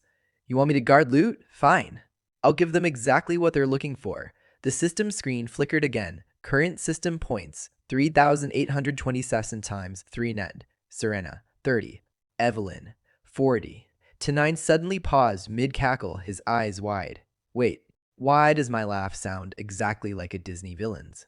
Meanwhile, out on the sun-scorched Morgan Plains, the Chosen Ones were finding out that being a hero involves a lot more manual labor than the brochures promised. Daniel and Jason were drenched in sweat, hauling heavy bricks like unpaid interns to build the very walls meant to protect them. Jason's system interface flickered to life. Construction quest activated. Inventory: 100 wood, 100 stone. He scrolled through the menus with trembling fingers. World map, forum, party system, sensory adjustment, quest log searching for the one thing every gamer takes for granted. His face went pale. No logout button. This is real, he whispered, the weight of an entire world turn game finally sinking in. We're actually stuck here. Back inside the cool shadows of the dragon's den, the atmosphere was thick with a different kind of tension. Serena was hyper-focused, chanting incantations as she practiced her magic, while Evelyn sat nearby, resting her chin on her hand in a dark, brooding silence. Big sis must be furious with me, Evelyn thought, her mind drifting back to her narrow escape. It's my fault for running away with that jerk blade. Who would have thought that bastard would sell me to bandits just to save his own scrawny skin? She clenched her fists so hard her knuckles turned white, a murderous fire dancing in her eyes. If I ever see him again, I'll kill him with my own hands. Watching this from the sidelines, Tenine felt a literal shiver run down his spine. Man, girls these days are absolutely terrifying, he mused, backing away slowly.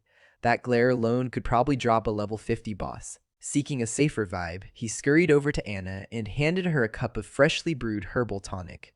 Anna, let's not be like those two, okay? He said, his voice dropping into its most gentle guardian register. Drink this. It's the only way you'll stay strong and healthy. Anna beamed at him, accepting the cup with a smile so bright it almost hurt to look at. Thank you, Lord Dragon. Ting. Affection plus 10. The cozy moment was shattered as a cobalt scout came skidding into the lair, panting for breath. Master! One of the brave ones just stepped outside that weird glowing barrier. Tenine's face instantly darkened, his draconic pupils narrowing into slits. Oh? Looks like someone couldn't sit still for the full 7 days. Eager to start exploring the world, are we? He let out a low, rumbling chuckle that vibrated through the cave floor. Time to see if our welcome gifts are still in working order.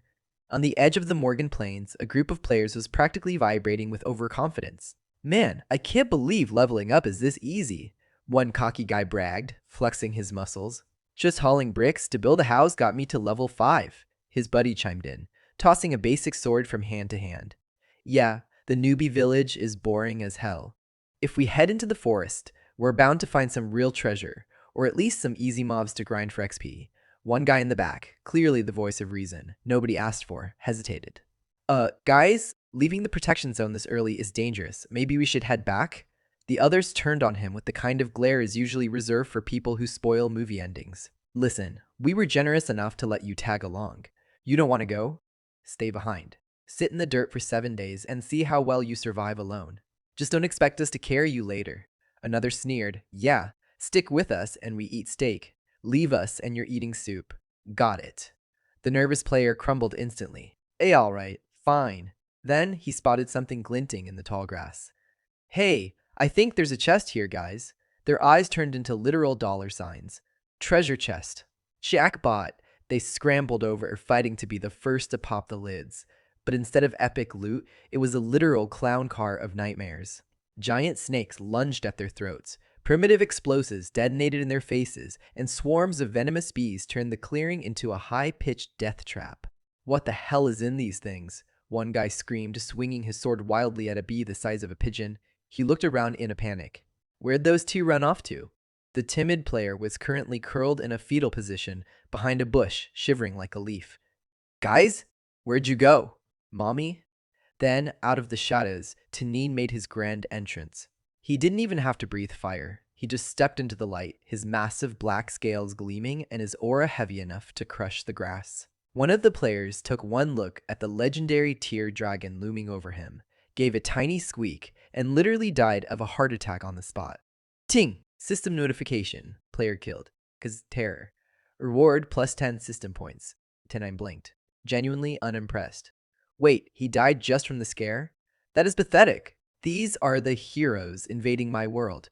One of Tenine's subordinates lunged into the bushes and dragged out the shivering survivor by his tunic. T9 leaned down, his hot, sulfuric breath ruffling the player's hair. You there, show yourself, he rumbled, his aura surging until the air felt like lead. Who are you, and why have you intruded into my territory? The player looked up, tears streaming down his face as he stammered the ultimate newbie lie. I'm just an adventurer. It's my first time here. I'm a tourist. Please don't eat me. Tenine narrowed his eyes, the vertical slits of his pupils pinning the player to the spot. You'd better not be lying. I'll take your head as a souvenir if I find out you're playing games with me. The player practically dissolved into a puddle of tears.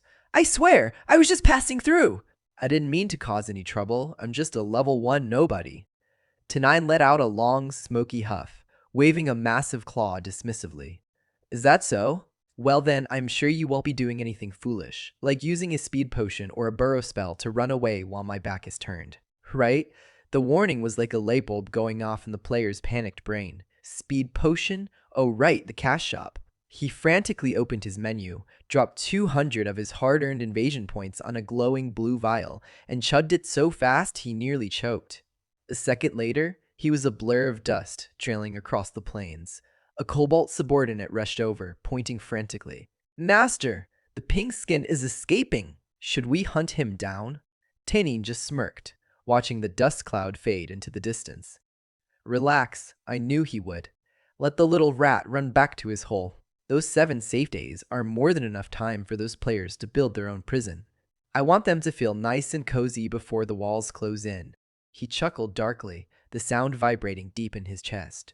Meanwhile, a female player, the last surviving member of the original Cocky group, was trudging through the tall grass, looking thoroughly dejected. Damn it, rotten luck as always. Treasure chests, my ass. Nothing but snakes and spicy glitter. Then, her eyes locked onto a glimmering silver chest tucked under a bush. Her heart skipped a beat. Wait, maybe my luck is finally turning around. She reached for the lid, but a system prompt blocked her. Silver chests require a silver key to open.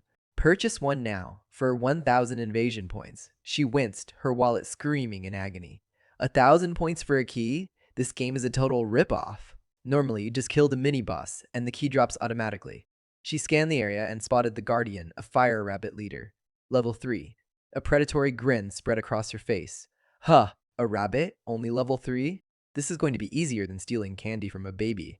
If I finish this furball off before the rest of the squad gets here, the loot is all mine. She drew her sword, eyes gleaming with greed. Die, little bunny. She lunged, but before her blade even whistled through the air, the rabbit performed a perfect mid-air roundhouse kick, that connected squarely with her jaw. "Gee, mother," she wheezed, spiraling into the dirt. As she scrambled to her feet, the rabbit didn't just hop away. It began to grow. Its muscles rippled and expanded until it was a bulky, bipedal beast of pure fury. "So," the rabbit rumbled in a voice far too deep for its ears, "you're the punk trying to loot my chest." Huh. Blood dripped from her nose as she stared up at the level 3 beginner monster that looked like it spent its weekends bench pressing boulders. "No, sir. I swear I wasn't. It was a misunderstanding." The rabbit didn't buy the apology for a second. It proceeded to use her like a human punching bag, pummeling her into the dirt until her HP bar was blinking red. "What the hell?" she thought, her brain rattling in her skull. "How is a level 3 this strong? This makes no sense. This isn't a game, it's a scam." As she tried to crawl away, gasping for air, a desperate thought crossed her mind. "Maybe I should call for help, but if the others see me getting my butt kicked by a bunny, I'll never live it down." The rabbit leader stood over the battered player, his massive furry arms crossed. "Open the chest," he rumbled with a toothy sneer, "and maybe, just maybe, I'll let you live." "Yes, sir. Right away, sir," she squeaked, her fingers trembling as she pulled up the shop menu. With a sob of financial agony, she hit confirm. Ting, 1,000 invasion points deducted. Silver key purchased. She jammed the key into the lock, praying for a legendary sword to save her life. Instead, the chest let out a cheerful click, followed by a very uncheerful boom. A high-grade explosive trap detonated right in her face, blowing her into digital confetti. Back on the Morgan Plains, the other players were blissfully ignorant, high-fiving each other as they finished their cozy cottages. "It's just like my dream house," one player cheered, admiring his handiwork as the system rained 1,000-point completion bonuses on them like candy. The festive mood was shattered when the lucky survivor from earlier came skidding into the village, wheezing like a broken accordion. "Dude, what happened to you? You look like you saw a ghost," a neighbor asked, pausing mid-brick lay. "Not good," the guy panted, clutching his chest. There's a... There's a what?" "A high-level slime? A mean squirrel." "A dragon!" he shrieked. "There's a massive black dragon out there! Run, everyone! Save yourselves!" The village went silent. Then, the whispers started. "Did he just say dragon? Has this kid finally snapped? Is he for real? This is a newbie zone, man. The devs wouldn't put a dragon in the tutorial." "It's true," the guy screamed, pointing a shaking finger toward the dark canopy of the Silver Moon Forest. "It's right there in the woods. It killed Gary in one hit. I had to burn 200 points on a speed potion just to outrun it." The crowd gasped. The leader of the construction crew stepped forward, his face turning grim. "If there really is a dragon and our newbie protection wears off in a few days, we're toast. Stop building houses. We need archer towers. We need walls. It's the only way we survive the week." A girl nearby burst into tears, hugging her freshly painted mailbox. "But this is my dream home. I built it myself." While the players were having a collective midlife crisis, Tenine was back in his cave, watching the drama from the sidelines. He looked over at Serena and Evelyn, who both looked like they were auditioning for a funeral. "What's wrong with those two?" Tenine whispered to Anna, gesturing toward the depressed mages. Anna looked up from her tonic, her voice eerily calm. "Sister Serena is frustrated because her magic training failed again. And Evelyn, well, she's just sitting there thinking about murder." Tenine's eyes nearly popped out of his skull. "Elimination?" she said that while smiling. He took a slow step back, sweat beading on his scales. "Crap. My sweet Anna has been corrupted. This cave is becoming a den of psychos." His thoughts were interrupted as a squad of kobolds came marching in, dragging a massive pile of wooden crates behind them. "Master! We brought back all the chests just like you asked." Tenine's sinister grin returned. "Perfect. Bring them over. We've got more surprises to peck before our guests decide to come over for a visit." Tenine stared at the mountain of loot the uninvited guests had left behind in their frantic scramble to escape. As he sorted through the crates, he found enough dried beef and smoked lamb legs to feed his crew for a month. But then, his eyes locked onto something far more valuable, a shimmering purple rank skill book titled Glacial Spike. "Purple rank? Are you kidding me?" Tenine's jaw practically hit the cavern floor. "These visitors are basically walking treasure chests." He dug deeper and pulled out a glowing blueprint for a fire arrow tower. But as he tried to activate it, a red error message blinked in his vision. "Conditions not met. Cannot be used."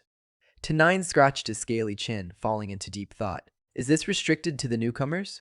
Or is there some specific environmental requirement I'm missing? He didn't have long to ponder. Serena Ludi caught a glimpse of that water element skill book, and her eyes transformed into literal stars. She snatched it up and zoomed over to Tenine, clutching the book to her chest. Brother Tenine, she cooed, tilting her head and flashing him a weaponized, pretty please expression. Can I pretty please have this? It's exactly my style. Tenine's brain completely short-circuited. That face was a biological cheat code. How was a dragon supposed to say no to an elite tier ally? Oh, of course. Be my guest, he stammered, his expression turning into a goofy, doting mask as he practically melted on the spot. Serena's sweet facade vanished instantly, replaced by a look of pure, unadulterated judgment. She stepped back, eyeing him like he was a bug on her windshield. What is wrong with you? Are you having some kind of weird midlife crisis? Gross. She tucked the book under her arm and started walking away. Anyway, I'm just borrowing this for a bit. Catch you later. Tanine stood there, frozen like a statue. A midlife crisis? She thinks I'm weird? His face cycled from shock to embarrassment to boiling dragon fury, but he forced himself to swallow it down with a massive gulp. Calm down, Tenine. Deep breaths. She's an SSR tier unit. You don't bench the heavy hitters just because they have a sharp tongue. Focus on the progression. As he tried to regain his dignity, a notification pinged. Serena Ludi's affection plus 20. Wait, so being a pushover is the key to her heart? That's a strange mechanic, but I'll take the points, he muttered. Stepping out of the lair to clear his head, he flew up to a nearby mountaintop to test his theory about the blueprint. System check. Host is currently in an open area. Detected. Fire arrow tower blueprint. Usage 5 times. Please designate a location to begin construction. Tenine grinned, his tail twitching with excitement. So, as long as I'm outside the house, the rules don't apply. It's just like a building simulator. He watched as a holographic model of a massive glowing tower projected into the air, waiting for his command. All he needed was a clear patch of land and a few unsuspecting heroes to act as target practice. To bring this fire arrow tower to life, the requirements were no joke. 10 tons of stone, 10 tons of wood, 20 workers, and 5 kilograms of food. But the real kicker was the racial synergy bonuses for the crew: humans, plus 20% building speed; kobolds, plus 20% tower defense. They know how to pack dirt like nobody's business. Gnomes, plus 20% tower mutation chance. Expect the unexpected, and possibly explosions. Dwarves, plus 10% to all tower attributes. The gold standard of craftsmanship. The fine print, however, made Tenine's wings twitch in irritation. Note: workers must be physically brought to the site by the host. Once they enter the designated area, construction will begin automatically. After completion, workers will have all related memories erased and be returned safely. Wait, so I'm the foreman and the bus driver? Tenine muttered, rubbing his snout. I have to personally lug 20 bodies up this mountain? Just then, a pathetic scraping sound echoed from the rocks below. A lone figure was wheezing, sobbing, and clawing his way up the steep incline. Finally, the figure crested the peak and collapsed into a heap of exhaustion. It was Barkley. Master! Barkley swears. Eternal loyalty.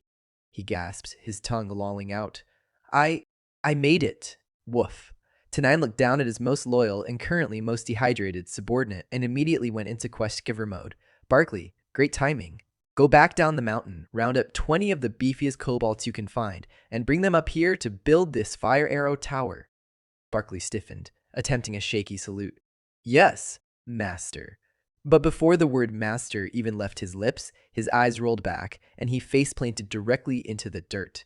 The poor guy was running on a 0% battery. Back at the Dragon's Den, a deceptive serenity filled the air.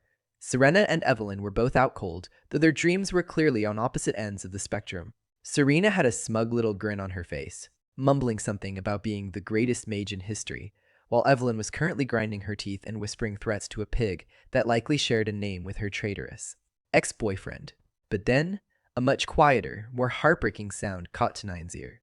Unlike the other two, little Anna was curled up in a tight ball, her shoulders shaking as she sobbed into her pillow.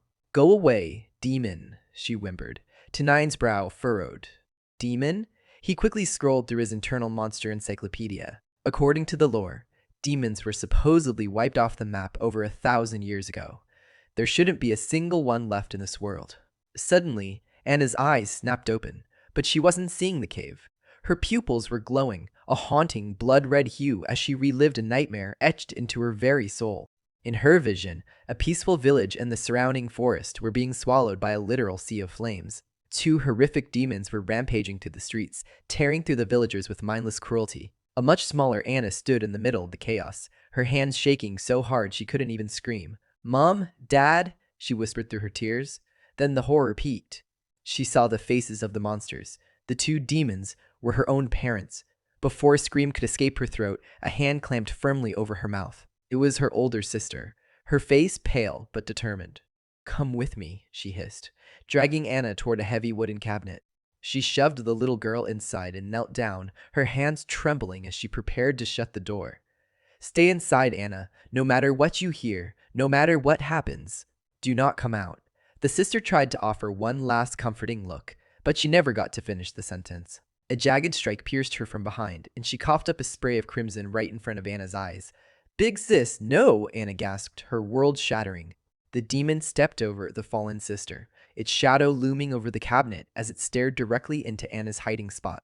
The little girl scrambled backward, pressing her spine against the wood, but there was nowhere left to run. "No, please, no." Just as the demon reached in, a blinding, strange light erupted from Anna's chest. Her heart began to glow with the mysterious, ancient power that defied the game's logic. Driven by pure survival instinct, she screamed and lunged forward, unleashing that hidden force in a single, devastating burst. Back in the real world, Tenine hovered over the sleeping girl, his draconic face twisted with worry. Beads of sweat rolled down Anna's brow as her body twitched in the grip of that horrific nightmare. He had dumped a small fortune into her recovery. After days of high-grade potions and herbal remedies, her health bar had finally flickered back to a healthy green. But the math wasn't adding up. T9 frowned at the floating system stats. Even with all the treatment, her lifespan was still capped at a measly 63 days, and her experience bar hadn't budged an inch. "Is it heart failure?" he wondered, leaning in closer to check her vitals. "Or is there a bug in her character code?" Suddenly, Anna's eyes snapped open, but they weren't the warm brown eyes he knew. They were solid, bottomless black. She sat up with a mechanical sharpness that made Tenine jump back. "Anna, you're awake!" He didn't even get the words out before she lunged. Without a hint of hesitation, she slashed her hand across his massive chest. "Oh, mother!" Tenine howled as the sheer force of the blow sent him flying backward. He smashed into the stone wall of the lair, raining debris and dust everywhere. The ruckus was enough to wake the dead. Serena bolted upright, clutching her blanket to her chest like a shield. "What the hell? Tenine, what are you doing sneaking around in the middle of the night? Planning something perverted again?" Evelyn rubbed her eyes, blinking blearily at the hole in the wall. "Huh, did the mountain fall down?" Tanini was practically on the verge of tears, rubbing his bruised chest. "She's gone. Anna just hit me and bolted." Cut to a few minutes later, a massive black dragon was tearing through the pitch-black night sky, wings beating frantically against the clouds. Perched on his back, Serena and Evelyn gripped his scales for dear life, squinting against the wind. In the distance, the usually quiet, shimmering moonlit swamp was erupting like a geyser. Serena narrowed her eyes, pointing toward the chaos. "Over there, in the deep marsh." Tenine looked down, and his jaw nearly unhinged. There was Anna, tiny and barefoot, absolutely pummeling a giant crocodile with the kind of brutal strength you'd expect from an endgame boss. "Anna!" Tenine screamed in shock. He couldn't believe the UI. Her health bar was full, but it had turned a menacing, aggressive red. "What the hell? That's the swamp came in." "It's a tier 2, level 15 boss, and she's beating it like a soggy fish stick." As the crocodile let out a final, pathetic whimper, Anna's red bar began to drain at a terrifying speed. The black ink in her eyes receded, returning them to their normal color. She looked up at the massive silhouette in the sky, her voice a tiny thread. "Great, dragon. Lord?" Then her eyes rolled back, and she collapsed from pure exhaustion. "OH crap!" the three of them shouted in unison. Below, the half-conscious crocodile saw its chance. It opened its massive, toothy maws wide, ready to swallow the girl whole as she fell. Tenine didn't think. He tucked his wings and dove headfirst toward the beast. He opened his mouth and unleashed a torrent of white-hot flame directly into the caiman's face. The swamp hissed and sizzled as the water turned to steam. As the night air returned to a stunned silence, Tenine flared his wings, catching Anna in his talons just inches from the ground. He landed heavily, his chest heaving, as Serena and Evelyn slid off his back and rushed toward the unconscious girl. Tenine was pinned. The massive crocodile had ignored the initial blast, lunging from the muck and snapping its jagged jaws onto his wing, dragging him into the suffocating depths of the swamp. "You son of a cheap shot!" T9 roared internally, his bubbles rising to the surface in a frantic trail. This thing was a tank thick-skinned, fueled by pure swamp spite and fighting on its home turf. His fire breath was sputtering out underwater, and the croc's claws were raking across his belly, tearing through scales like wet parchment. "System," Teenine screamed in his mind.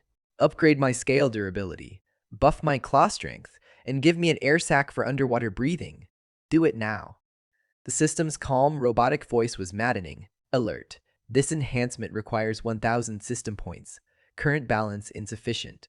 Would you like to take out a high-interest loan?" "Yes, whatever, just do it." "No, loan must be repaid with 50% interest." "Proceed. Stop talking. Just do it." Warning. The transformation process may cause extreme physical distress. Tenine's eyes went bloodshot, and veins bulged beneath his scales as a white-hot agony surged through his nervous system. His strength flickered, and he began to sink deeper into the murky, cold water. The pain of the upgrade was actually worse than the crocodile's teeth. "It hurts. It hurts so much." Ting. System notification, 930 points deducted. Anna's affection plus 22. Serena and Evelyn 40. Up on the muddy bank, Serena was crouched low, peering into the bubbling black water with a look of genuine concern. "T9, you still alive down there?" she called out. Then, her expression shifted to one of sudden, opportunistic relief. "Wait, if he's gone, that means I don't have to return that water mage skill book, right?"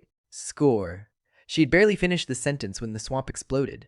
Tenine shot out of the water like a missile, his newly hardened claws flashing in the moonlight. He drove them straight through the crocodile's chest, pinning the beast. With a roar of pure vengeance, he grabbed the croc's jaws, pried them open with his buff strength, and unleashed a point-blank blast of white-hot fire directly down its gullet. "Burn in hell, you overgrown lizard." The crocodile's insides cooked instantly, and its charred, massive body slumped onto the mud, releasing a surprisingly savory, roasted aroma. Serena's stomach gave a loud, treacherous rumble. She blinked, her eyes fixated on the smoking carcass. "Actually, that smells incredible." The three of them, Tenine, Serena, and Evelyn, sat huddled around the smoking carcass, tearing into the roasted crocodile with the kind of primal hunger that only a midnight swamp battle can produce. Once they were stuffed, they sprawled out on the damp grass, bellies full and spirits high for the first time in days. Ting. System notification. Host has slain the giant swamp crocodile. Plus 60 system points obtained. Item acquired. 1 magic core. Recovery rate increased due to consumption of a high-tier beast. Tenine blinked as a dull, grayish orb materialized in his claw. A lone owl called out in the distance. "Owemalan, I didn't think that oversized handbag would actually drop something useful." He frowned, looking at the orb and then back at the unconscious girl. Is this why she ran out here in the first place? Was her body instinctively hunting for mana? He scurried over to check on Anna. Her health bar had finally flickered back to a steady green, but then the system slapped him with a red text alert that made his blood run cold. Status: critically ill, frail condition. Life expectancy 24 hours. Tenine's expression darkened instantly. System: what is wrong with her? Give me a real diagnosis. System response: diagnosis function unavailable. Please consult a qualified healer. It felt like a bucket of ice water to the face. He felt small, powerless, and trapped in a body that was supposed to be a god-tier dragon.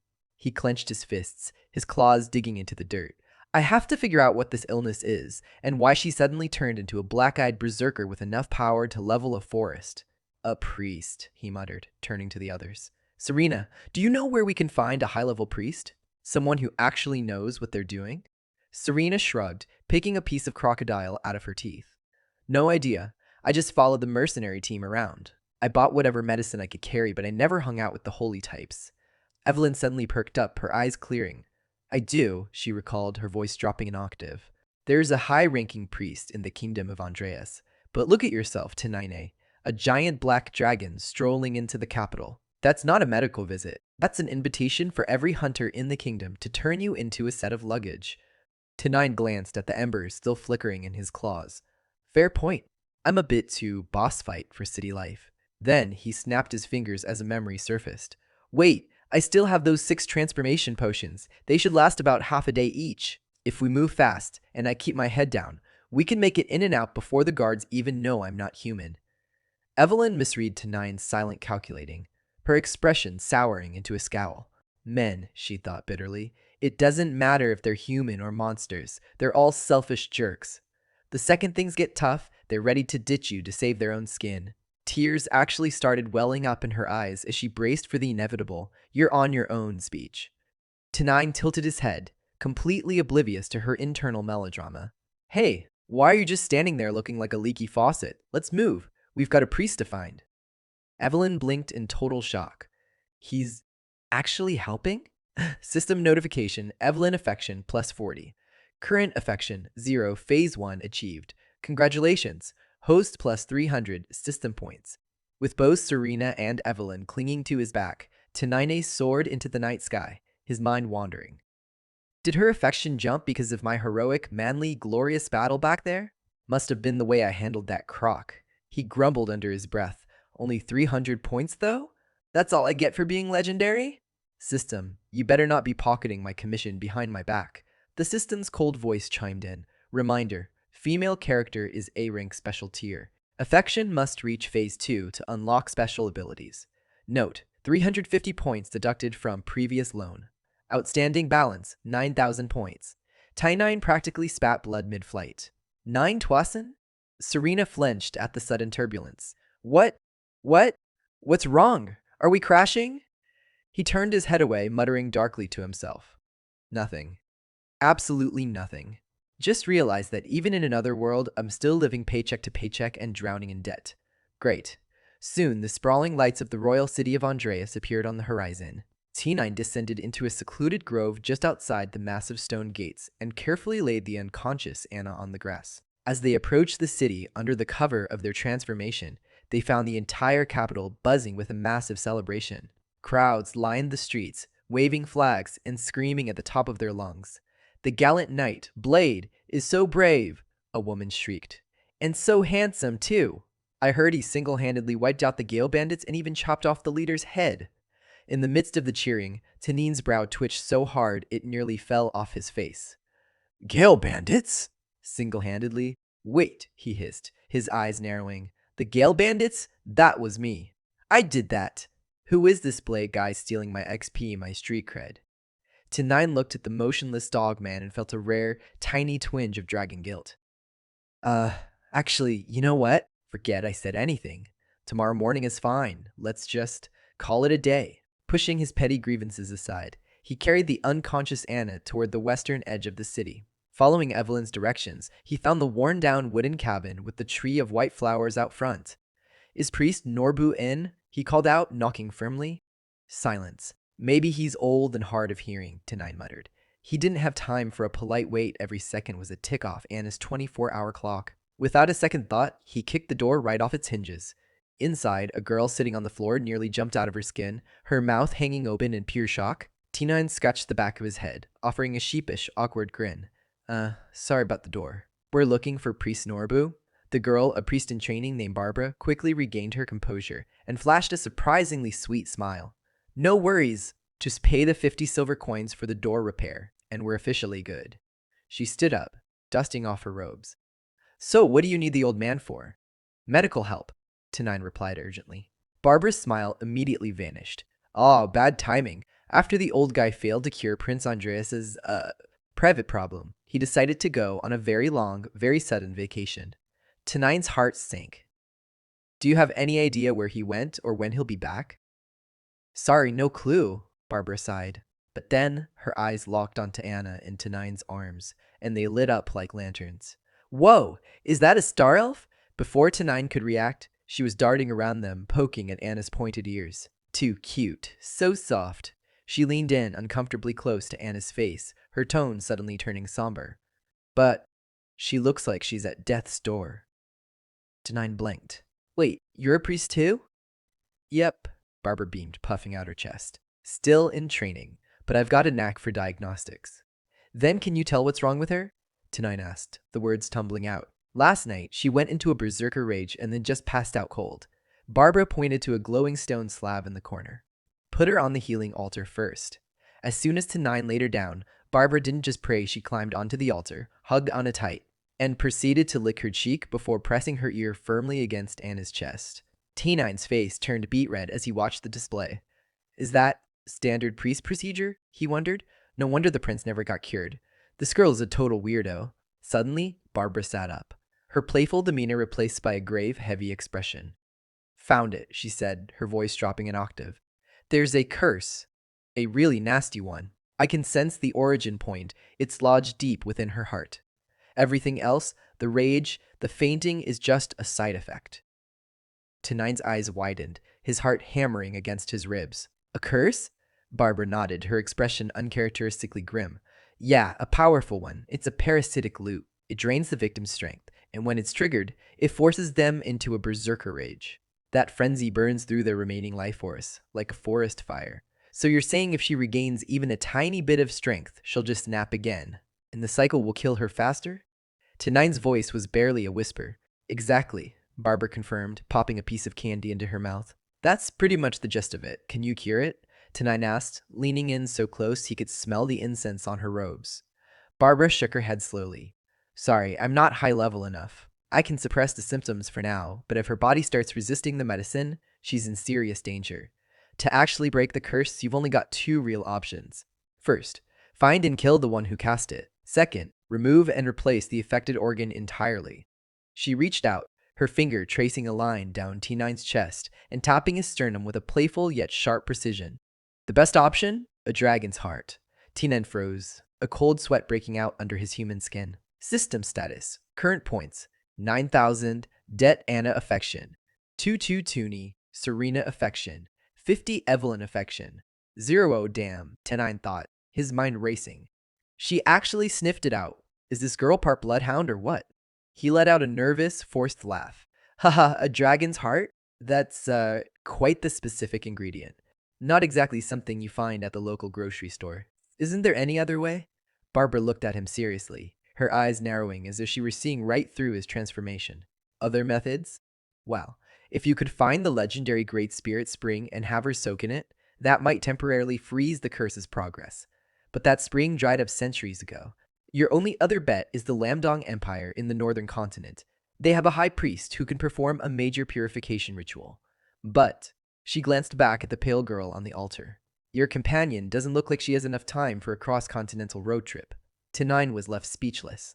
The clock was ticking, his bank account was in the negatives, and the only known cure was currently beating inside his own chest. Barbara suddenly snapped her fingers as if a light bulb had finally flickered on in her eccentric brain. Oh right, witches! You could try finding a witch. They've always got those alternative healing methods that doctors hate, though they're notoriously antisocial. I've heard they frequent St. Ulst. T9's mental map was spinning. St. Ulst witches, are you sure? Look, before we go on a supernatural scavenger hunt, just use your healing magic to get her stamina back up. Then we can brainstorm. Barbara's cheeks turned a bright shade of pink. Well, okay. Hang on a sec. She began frantically flipping through a dusty, dog-eared book. T9 leaned over her shoulder, his eyes narrowing. What are you looking at? It was a beginner's handbook on healing magic, specifically the introduction chapter. Calm down, Barbara muttered, her eyes darting across the pages. It's a first time for me, too. No need to worry. Total professional over here. She's definitely talking to herself more than me, T9 thought, a cold sweat breaking out on his neck. Despite the DIY vibes, Barbara actually managed to pull it off. She began chanting, and a soft light enveloped the altar. A moment later, Anna's eyelids fluttered. Anna, you're awake! T9 cheered, leaning in. Anna blinked, her voice small and raspy. Great. Black Dragon? Where am I? We're in the city of Andreas, T9 explained softly. You fainted back in the swamp, so I brought you here for treatment. Barbara's head whipped around, her eyes sparkling with a new energy. Black Dragon? She let out a loud, belly-shaking laugh. I knew it! I knew you weren't just some guy with weird eyes. And this little spirit is with you too? You've gotta be that Black Dragon everyone's talking about. The one who got jumped by the hero party a few days ago. T9 tensed up, his muscles coiling under his human skin. So, what's the move? You going to scream for the guards? Barbara immediately smoothed her robes and put on her most holy and pure expression. Oh heavens, no. I won't report you. As a priest, my calling is to help anyone in need, regardless of their scale count. She turned around and began rummaging through a toolbox, clanking around with various metal objects. When she turned back, she was holding a heavy iron hammer and a pair of rusty pliers, a slightly terrifying grin on her face. I'm currently specializing in external healing magic, she chirped. Honestly, you don't even need mana for a heart transplant if your grip is steady enough. If you want to do the swap right now, I'll even give you a 20% first-time patient discount. Interested? Tenine stared at the hardware in her hands. This doesn't sound like magic, it sounds like a back alley chop shop. He cleared his throat, backing away slowly while shielding Anna. Alright, why don't you go sanitize your tools? We just need a moment to get mentally prepared for the discount surgery. Anna lifted her head, her eyes wide with innocent confusion. Heart transplant? What's that? Before she could get a horrifying explanation involving pliers and a 20% discount, Tenine clamped a hand over her mouth and hauled her toward the exit. Shush! Don't listen to this scary lady. We're leaving, he muttered to himself as they scrambled out. Seriously? She has to look up basic healing in a 4Dummies book? I'm not letting her near anyone's chest cavity. Once they were safely outside the city walls of Andreas, Anna curled up on the grass, looking small and fragile. Tenine knelt beside her. What's wrong? Are you feeling uncomfortable again? Anna looked up, her voice trembling. Great dragon, is my illness really incurable? Tenine didn't hesitate. He puffed out his chest, trying to look as legendary as possible. It's just a tiny curse, Anna. I swear on my honor as a dragon, you will get better. Anna's eyes shimmered. Dragon, I didn't expect you to swear for me. Thank you, great black dragon. System notification, Anna's affection, +5. Current affection, 250. She reached out, grabbing a fold of his cloak. But, you have to promise me. If saving me ever puts you in danger, you must let me go. Promise? Tenine gave her a head pat that was more of a clumsy claw rub. Don't worry about that. I'll find a way to break the curse, even if I have to fight the world for it. Suddenly, a golden screen flickered to life in his peripheral vision, pulsing with a strange energy. System announcement. A special female NPC has sent a summoning invitation to you. Do you accept? Tenine froze. A summoning invitation? From who? He glanced at his stats, the numbers mocking him. System status. Points. 9,000. Det. Ana affection. 250. Serena affection. 50. Evelyn affection. 0. Meanwhile, far across the continent, inside the silent marble sanctuary of the Holy Kingdom of Olst, a different scene was unfolding. A blonde woman in ornate priestess robes stood before a faceless goddess statue. She raised a staff encrusted with jewels and began an ancient, rhythmic chant. O great goddess, I beseech you, descend your divine blessing and bring forth a protector. A brilliant, blinding light surged from the staff, illuminating the entire hall, only to flicker and die out like a spent candle. The woman slumped, her face a mask of bitter disappointment. Failed again? Is the goddess not listening? Back on the outskirts of Andreas, Tenine was still staring at the blinking accept, decline button. He watched the timer tick down, but he didn't move. I'd love to see who's calling, he thought, looking down at the pale girl resting against his leg. But there are more important things to deal with right now. I've got a curse to break and a dragon-sized debt to pay. T9 stood before the newly completed war machine, watching as the system overlay flickered into his vision, hovering over the heavy timber and cold stone. It was a level 1 basic rocket tower, but it looked anything but basic. The structure was a beast, clad in reinforced oaken stone that looked like it could take a battering and still last for seconds. He squinted at the tactical data. A firing range of 1,500 meters, enough to reach out and touch someone from across the valley, and a soldier capacity of 5 units to keep the gears turning. But the real stars of the show were the skills. Incendiary payload and structural breach. This thing wasn't just designed to kill soldiers, it was designed to erase their houses from the map. Not bad for efficiency, Tenine muttered, his golden eyes sweeping over the massive launcher. That Mutt Barkley really is a construction genius.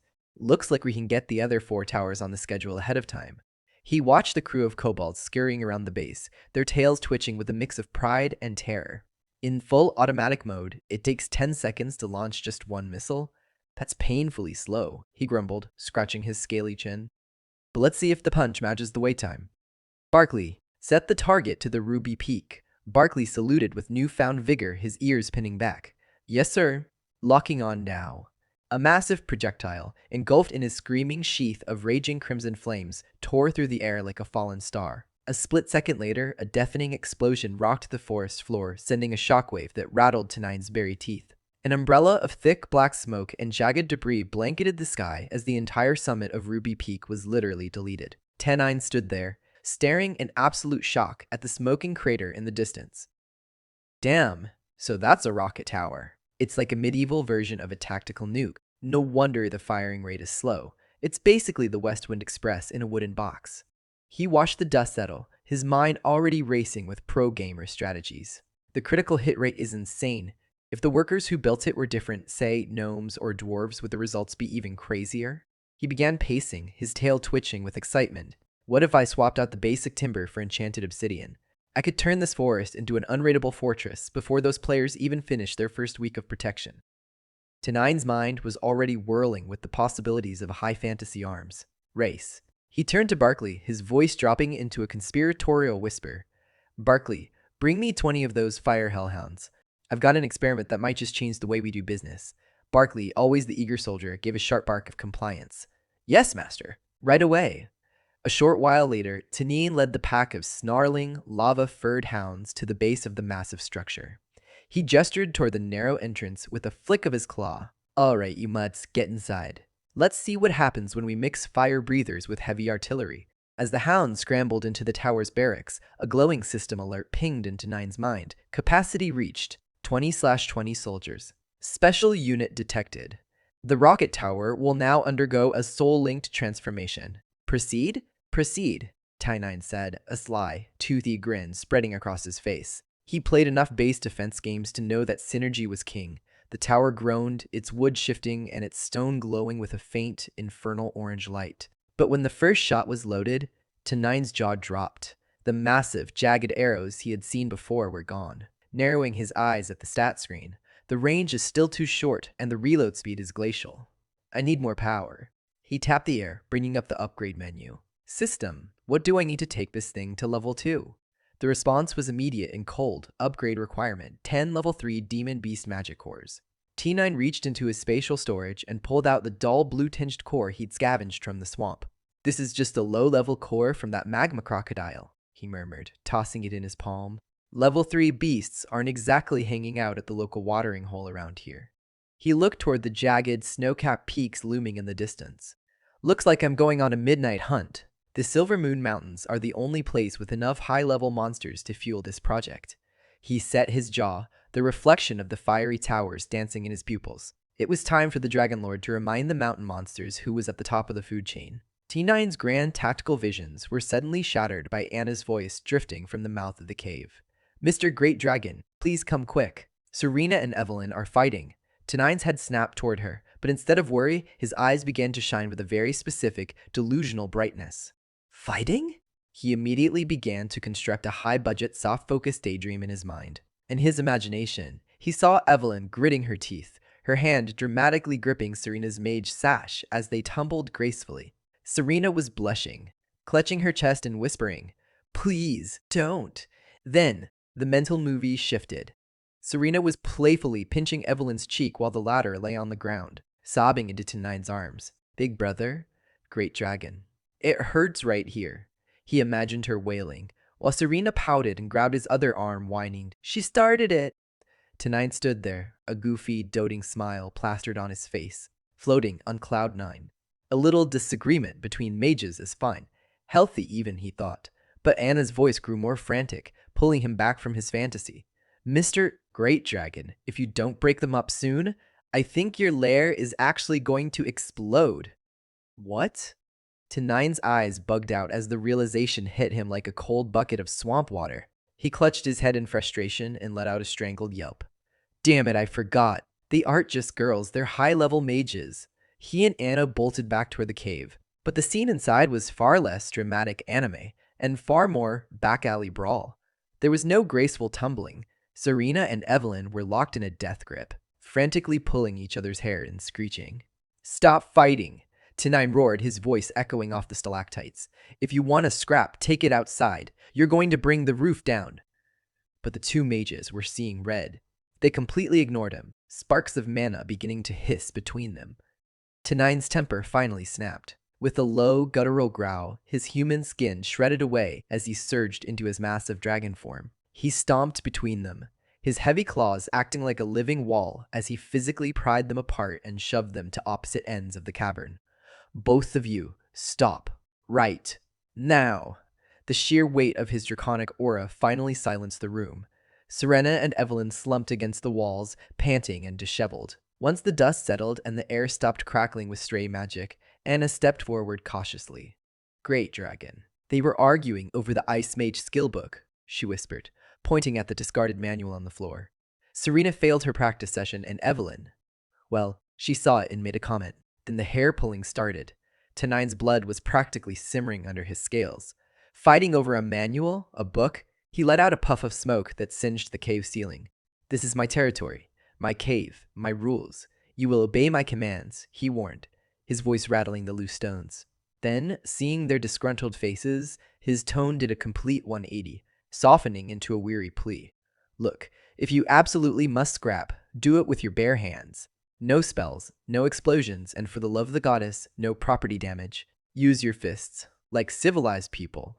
Serena and Evelyn both let out a synchronized huff, crossing their arms and looking in opposite directions. They were still fuming, but the dragon boss had spoken, so they suppressed their magical auras for now. As night fell over the Silver Moon Forest, the typical evening crickets were drowned out by a rhythmic thud, thud. Serena was outside, using a massive, unsuspecting tree as a punching bag to vent her internal crisis. Damn it, why can't I get this ice magic right? She hissed, her knuckles turning white. I am not a failure. Every punch she landed sent a physical vibration through the mountain, causing a rain of jagged rocks to drop directly onto Tenine's head back inside the cave. Clunk, crack, thud. Osh, mother! Tanina came scrambling out of the cave, tears literally streaming down his face as he clutched a head covered in rapidly growing lumps. Stop! In the name of all that is scaly, stop it. Serena paused, her fist inches from the splintering bark, and looked at him with an icy stare. What? Didn't you say to take the fighting outside? Tenine whimpered, rubbing a particularly painful bump. It's just a little hair-pulling match, Serena. There's no need to be so angry that you're out here at midnight trying to relocate a forest. People and dragons are trying to sleep. Serena's tough facade cracked, her shoulders slumping. I feel like a total failure, she whispered, looking at her trembling hands. Tenine sighed, his frustration melting into a rare moment of genuine mentorship. Listen, he advised gently. If the main road is blocked, why keep slamming your head against the gate? Take a smaller path, one that no one else has bothered to walk. Serena tilted her head, her big, curious eyes searching his. A path no one has taken? Like what? Tenine leaned in, his voice dropping to a gravelly, conspiratorial whisper. I've watched you. I see that fiery, stubborn spirit of yours. You aren't built for standard textbook spells. Honestly, you'd be a natural practicing dark magic. Serena recoiled as if he'd suggested she eat a raw toad. Dark magic? That's for non-humans and monsters. It definitely doesn't suit a refined lady like me. Tenine's golden eyes glinted in the moonlight. Is that so? I've got news for you, Serena. I think you're a lot more different from the average human than you'd like to admit. Feeling a rare spark of genuine kindness from the big lizard, Serena's defensive walls finally crumbled. Thanks for coming out here just to comfort me, she murmured, her voice losing its sharp edge. System notification, Serena's affection plus 50. Current affection, 100. Phase 1 milestone reached. The next morning, the sunlight filtering through the canopy of the Silver Moon Forest didn't bring peace, it brought predators. Hidden deep in the brush of the middle layer, a group of winged women harpies were crouched low, their talons digging into the dirt as they watched a clearing full of fire hellhounds. The brown-haired girl in the group licked her lips. Leader, look at that fire hellhound. It's so big, so plump. Yeah, another chimed in, her stomach giving a traitorous growl. I bet it's delicious. I can practically taste the roasted ribs from here. A third harpy wasn't even looking at the meat. Her eyes were glued to a shimmering golden band around one of the hound's necks. Forget the steak. Look at that necklace. It's gorgeous. I want it. But the harpy leader wasn't as easily distracted. Her brows furrowed as she scanned the clearing. Something is wrong, she thought. Since when do forest hounds get this fat? These rabbits look like they've been eating 3-course meals every day. And jewelry? Since when do monsters wear accessories? She shook off the suspicion. Whatever. No matter how weird they are, a ground dweller is no match for a harpy. She turned to her squad, her voice a sharp whisper. I've heard rumors of a dragon in these woods, so keep your eyes peeled. On my mark, we dive.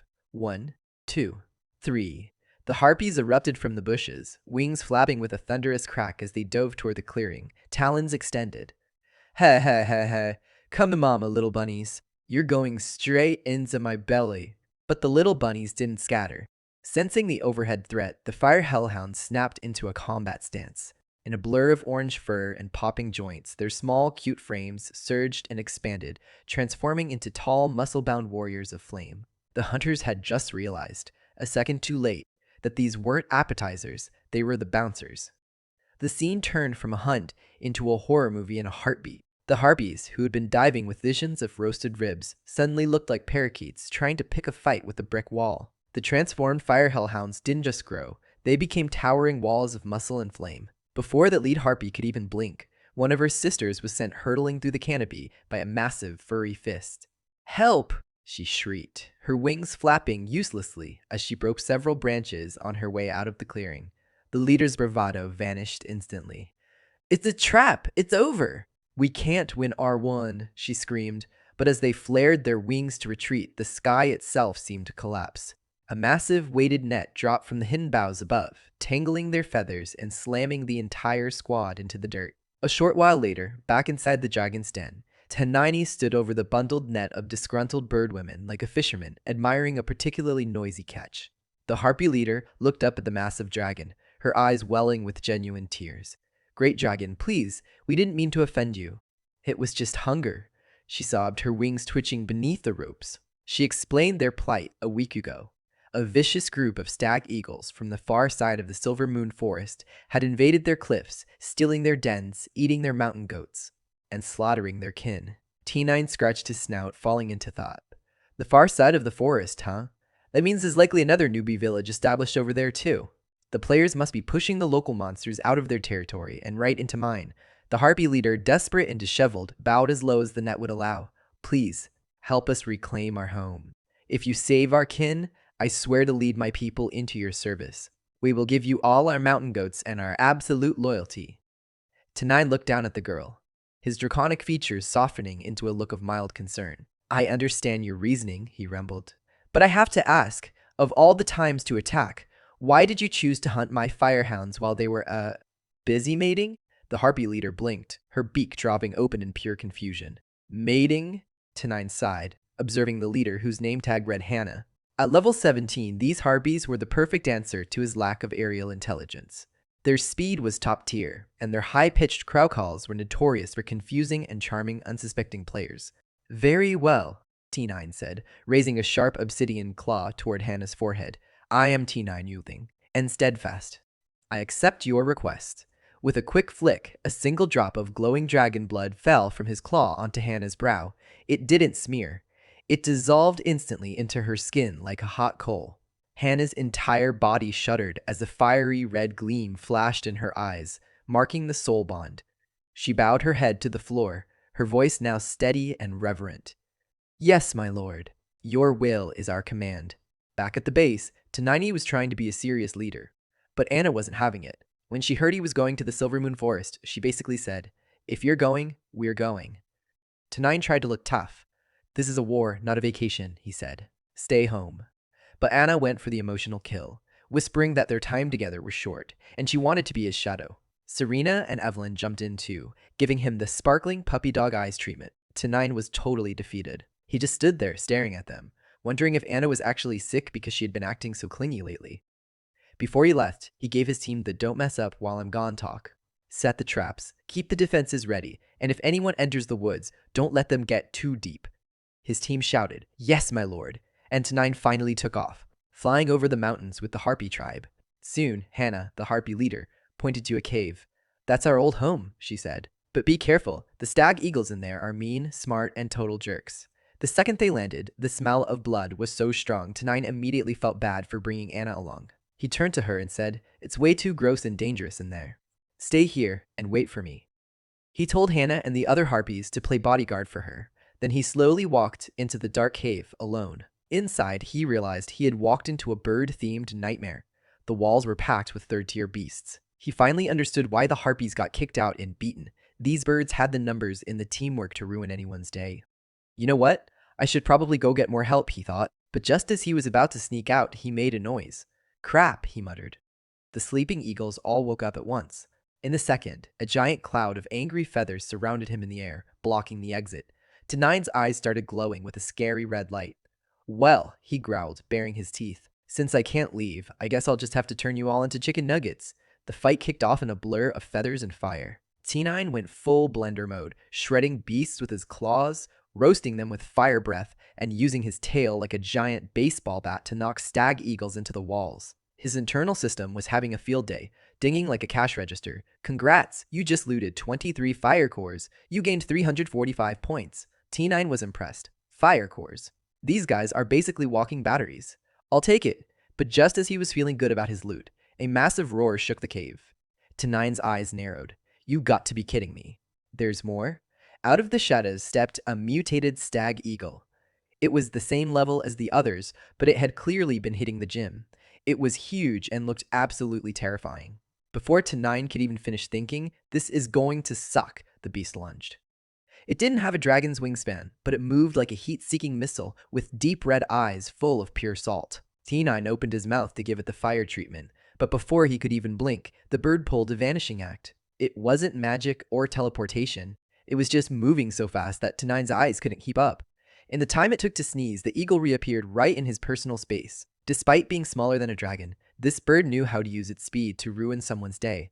It swung its talons and ripped straight through one of T9's wings.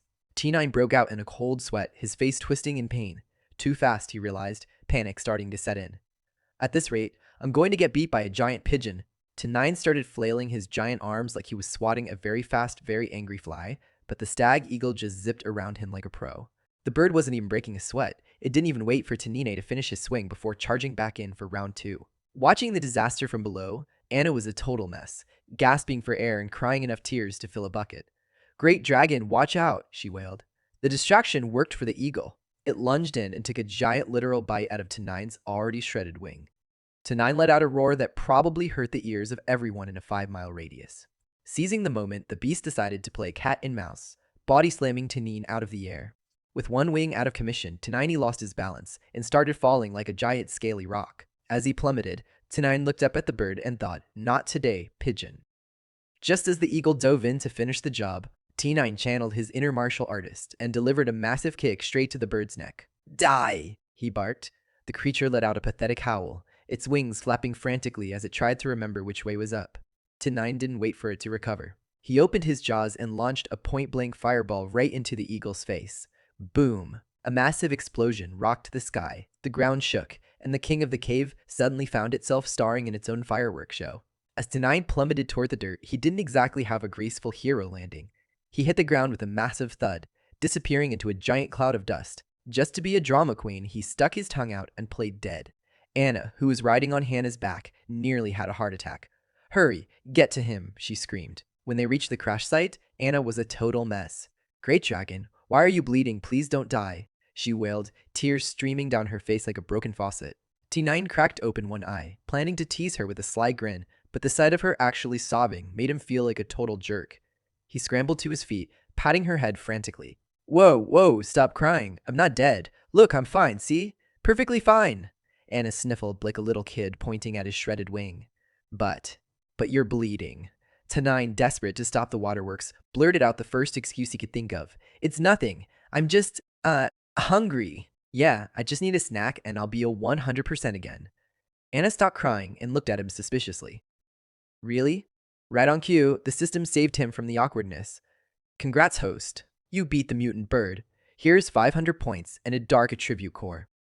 A shiny black core popped into existence. T9 poked it with a claw and his body sucked it up like a vacuum.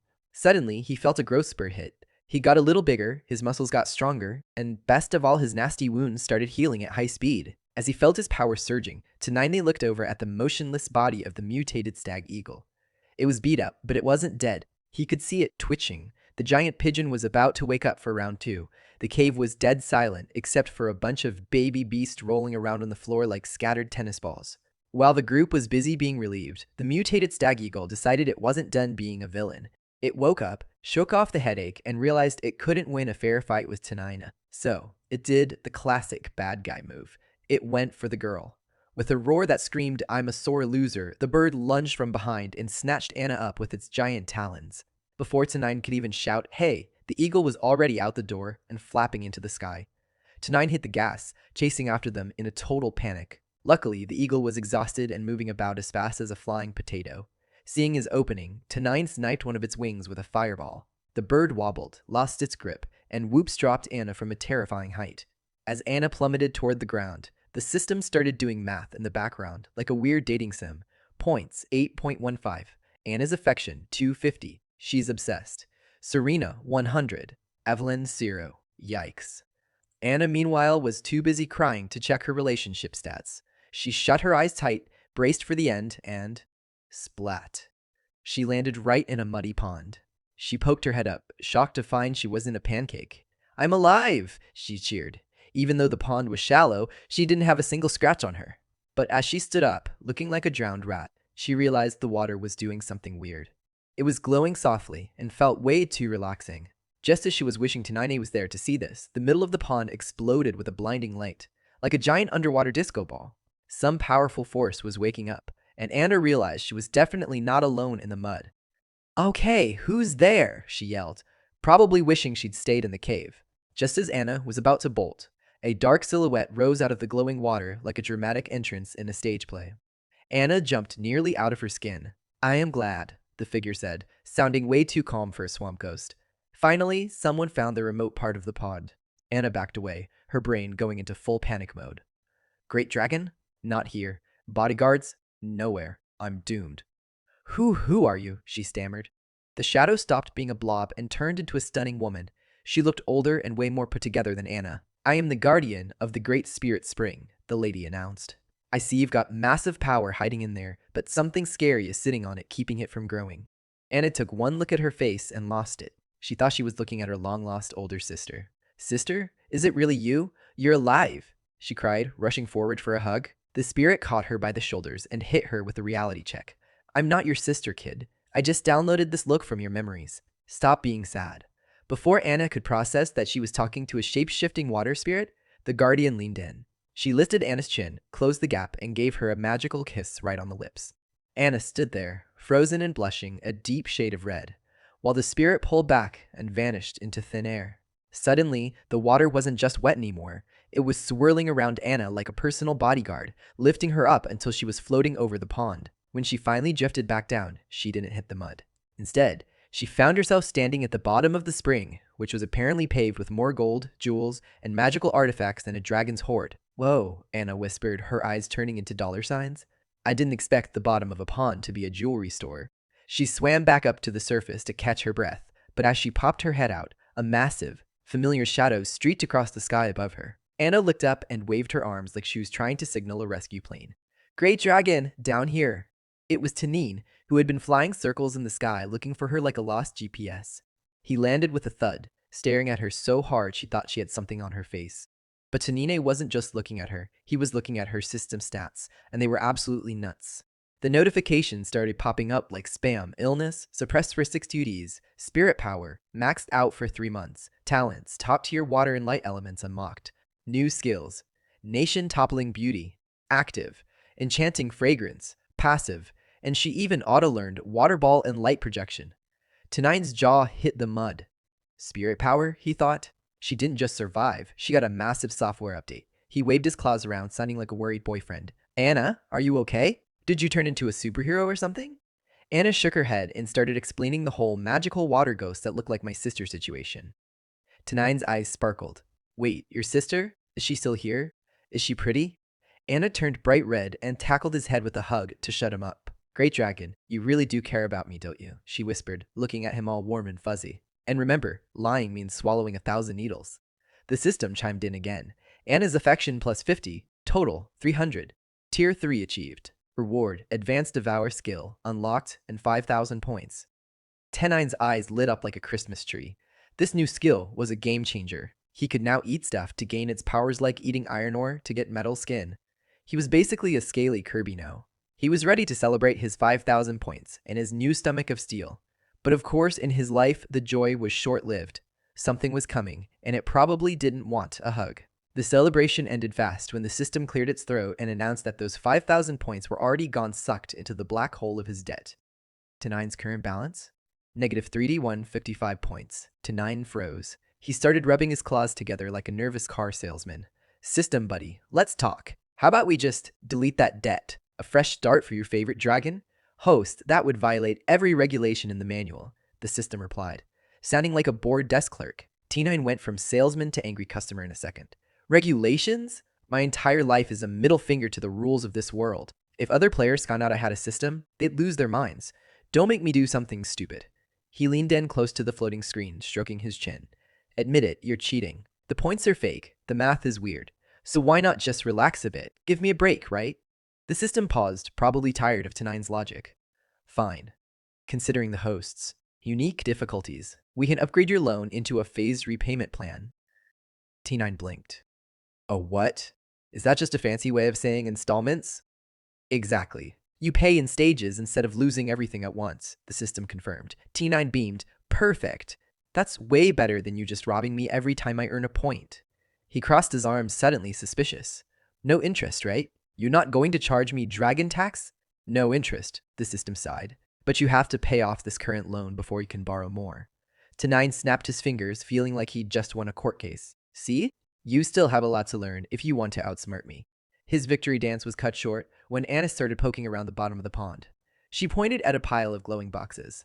Brother 9, stop arguing with the air and look, there are actual treasure chests over here.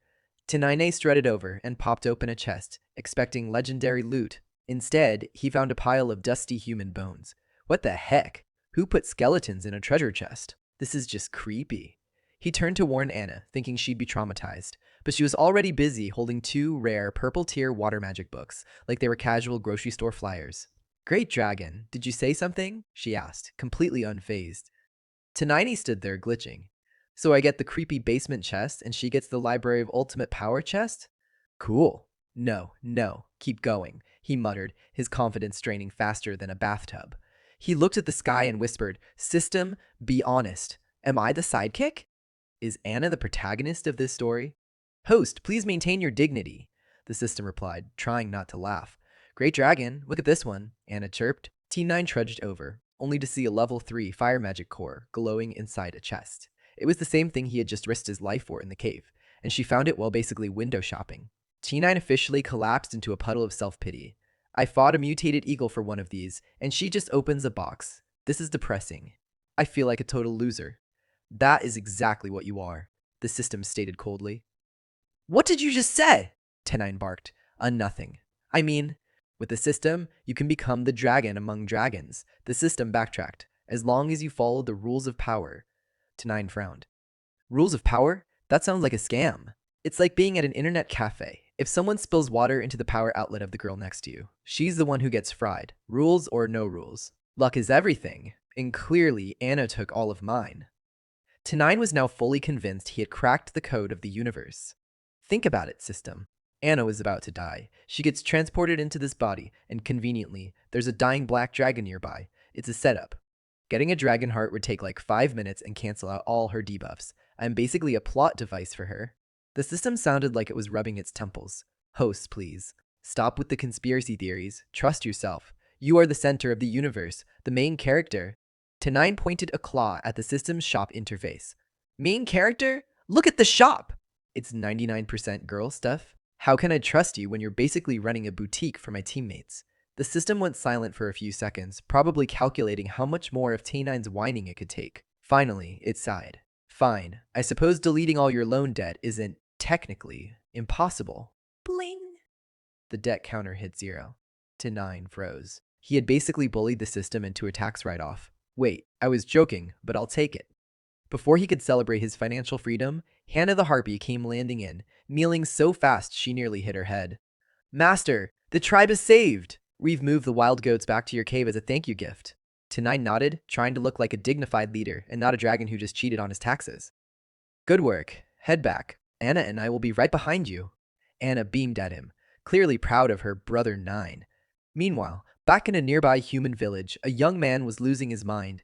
I'm telling you, there's a dragon in the forest, a real one. The villagers just laughed, leaning on their pitchforks. A dragon? Kid, you're a coward. We haven't even seen a rabbit out there lately. You probably got scared by a weird-shaped tree. Then why haven't Gary and Chelsea come back? The boy screamed, sweating bullets. One villager sneered. They probably found a chest of gold and ran off to the city. Or they're hiding in a bush crying, just like you. The laughter died down when Daniel stepped forward, his face grim. Enough. If people are missing, we check it out. I'm taking 1,000 people into Silver Moon Forest. If there's a dragon, we'll find it. If not, I'm making you pay for the lost time. The young man was fuming. Fine, mock me all you want. When you're all being served as dragon snacks, don't say I didn't warn you. He stomped off, leaving the villagers to pack for their dragon-free camping trip. Meanwhile, back at the cave, Tanine was busy having a culinary crisis. He was obsessed with his new advanced devour skill. So, he mused, reading the floating screen, I eat stuff, I get buffs. If I eat iron, I get iron skin. Simple enough. He looked at a random rock on the floor. Science requires sacrifice, he thought, tossing it into his mouth. Crunch. Crunch. He immediately turned into a statue of regret. Ugh, this is literal trash. No salt, no pepper, just dirt and sadness. System. You ate 537D of rock. Scale durability plus 0.0003 Hardness plus 0.EO00%. Speed.EO.E0005%. 10A rubbed his chin. So I get tougher but slower? I'm turning into a literal boulder. Not a great look. He decided to try the luxury diet and grabbed a handful of gold coins. Gulp. System. Devoured 36 degree of gold. Fire resistance plus O.000 so 112%. Way too expensive for such a tiny buff, he grumbled. He moved on to a silver cup. Crunch. System. Devoured 36 degree of silver. Poison resistance plus 0.D1 saf. Okay, silver is actually useful. Good to know for when I'm being poisoned by my enemies. Or my own cooking. Next, he grabbed a passing mountain wolf for a protein shake test. Chomp. System. Devoured mountain wolf. Hunger plus 0.0002%. Wait, I ate and got hungrier? Is this a joke? Tinine screamed, accidentally biting his own tongue in the process. He swallowed a bit of his own blood and meat. System. Devoured 50 degree of black dragon meat. Purity of Cornell Neorid water dragon genes increased. T9 blinked. Cornell? Who the heck is Cornell? Is that some ancient dragon elder? Is it my great-great-grandpa? If it's a lady dragon, is it my great-great-grandma? Great, I'm literally eating my way through the family tree now. At this rate, I'm one snack away from a family reunion. After a quick culinary review of his own cave, Tanini realized that rocks were a one-way ticket to being a slow-motion statue. The only things on the menu with zero side effects were gold and silver. Gold made him fireproof, and silver made him poison-proof. Luckily, there was a silver mine nearby run by some hard-working kobolds. But gold was harder to find than a straight answer from the system. He dumped a pouch of gold coins into his mouth like they were scaly Skittles.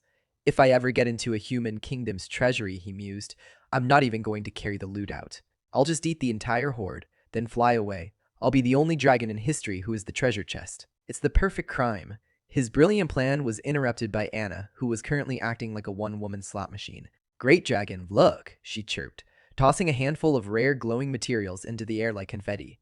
I found all these in those chests. Are they any good? Tanii just stared, his jaw hanging open. I'm out here eating coins like a vending machine, and she's basically printing legendary items just by breathing, he thought.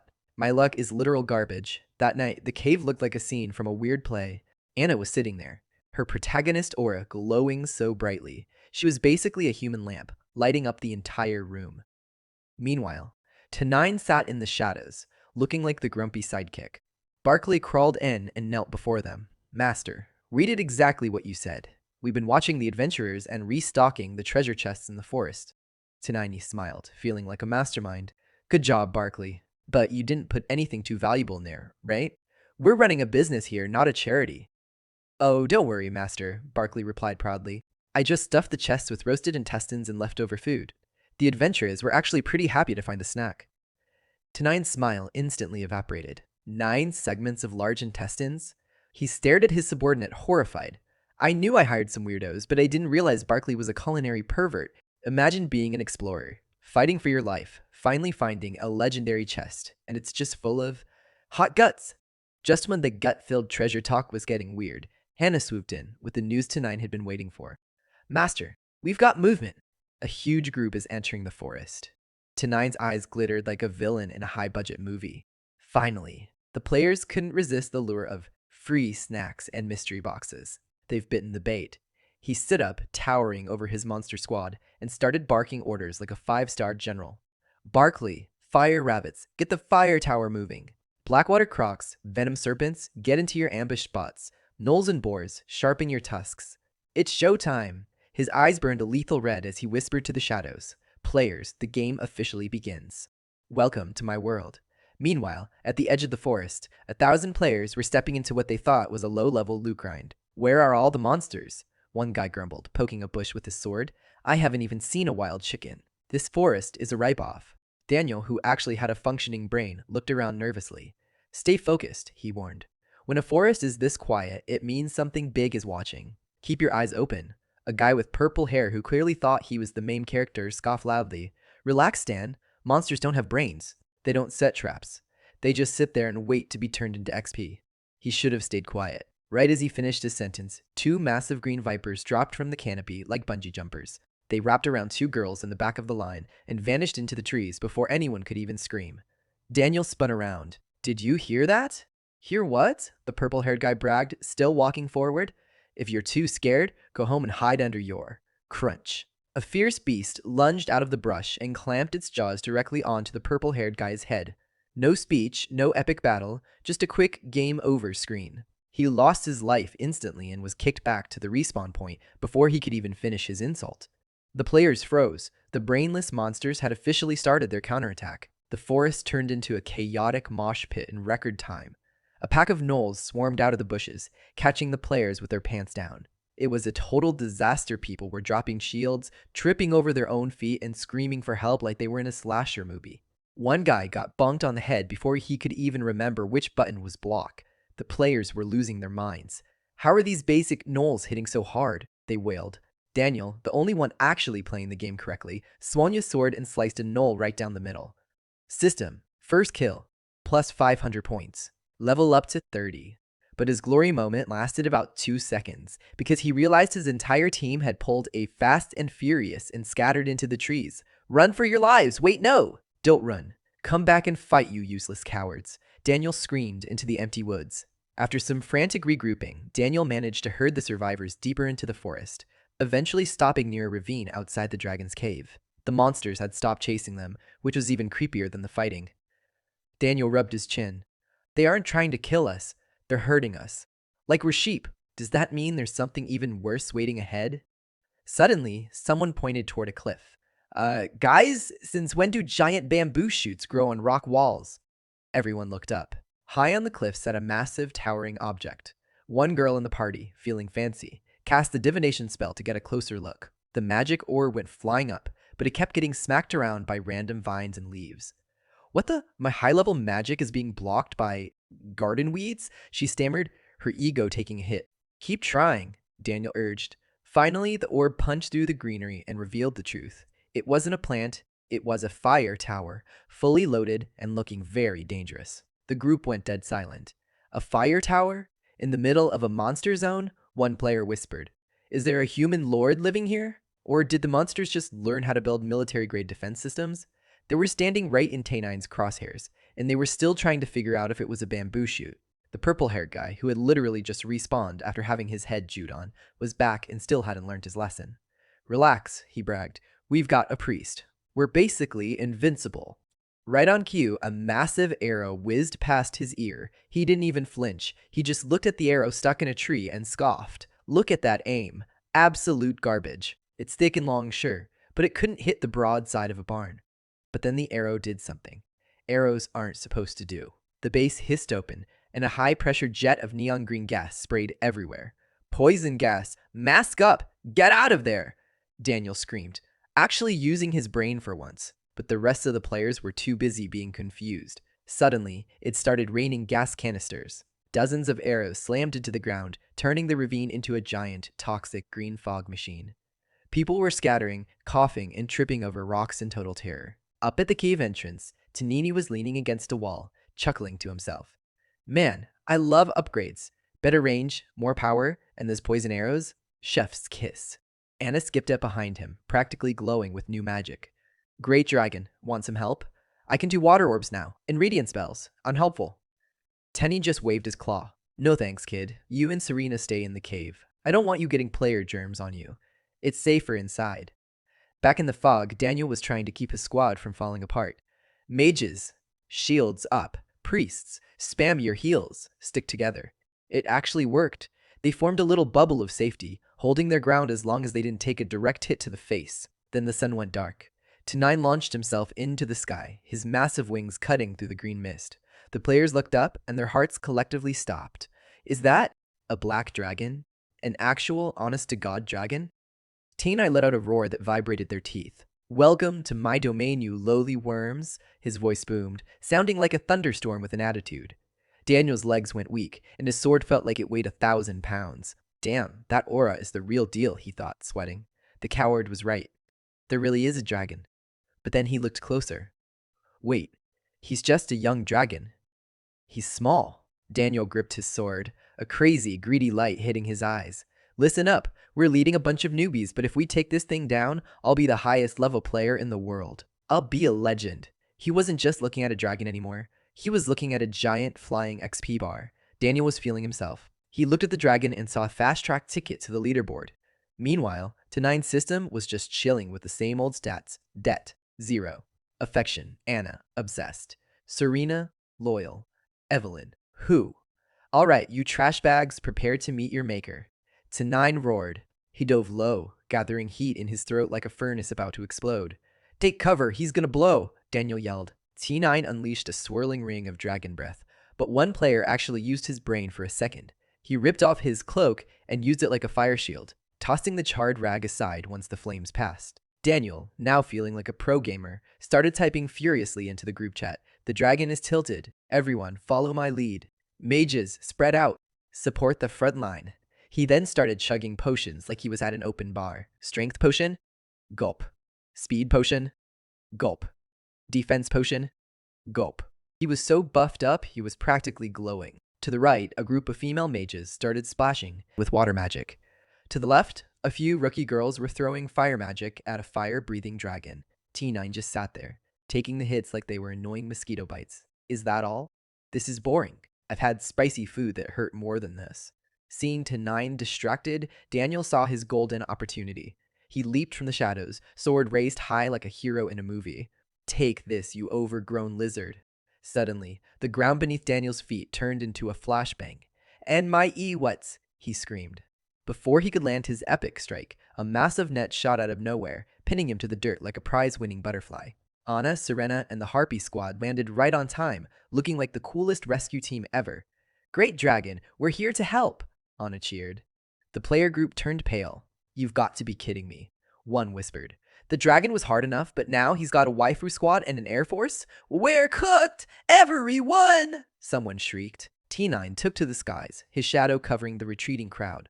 Not so fast, he roared. The party's just getting started and nobody leaves until I say so. The forest turned into a complete zoo as the Toy NHA and Hak Tui Mang tribes swarmed in. It was a lizard and snake buffet, and the players were the main course. Help! My legs! Too many snakes! The players screamed as baby serpents chased them like tiny, scaly, heat-seeking missiles. The once brave army was now just a bunch of people running for their lives. By the time the dust settled, only 3 survivors managed to scramble back to the open plains, gasping for air and thinking they were safe. Then, the moon went out. Why is the sky suddenly black? One player asked, looking up. T9 hovered above them, a massive silhouette of doom. He didn't bother with a speech this time. He just opened his mouth and let the fire fly. System, ding. First player kill victory. Reward, 2,000 points. Bonus, 5 points per player roasted. Total round earnings, 4,995 points.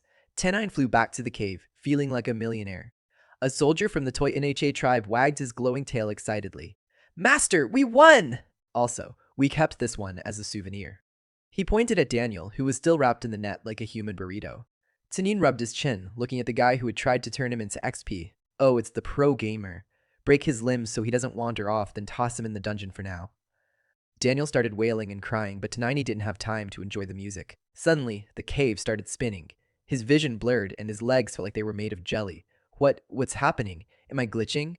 System. Status check. Now. The system started a frantic scan. Name, Tenine. Rank 4. Level 31.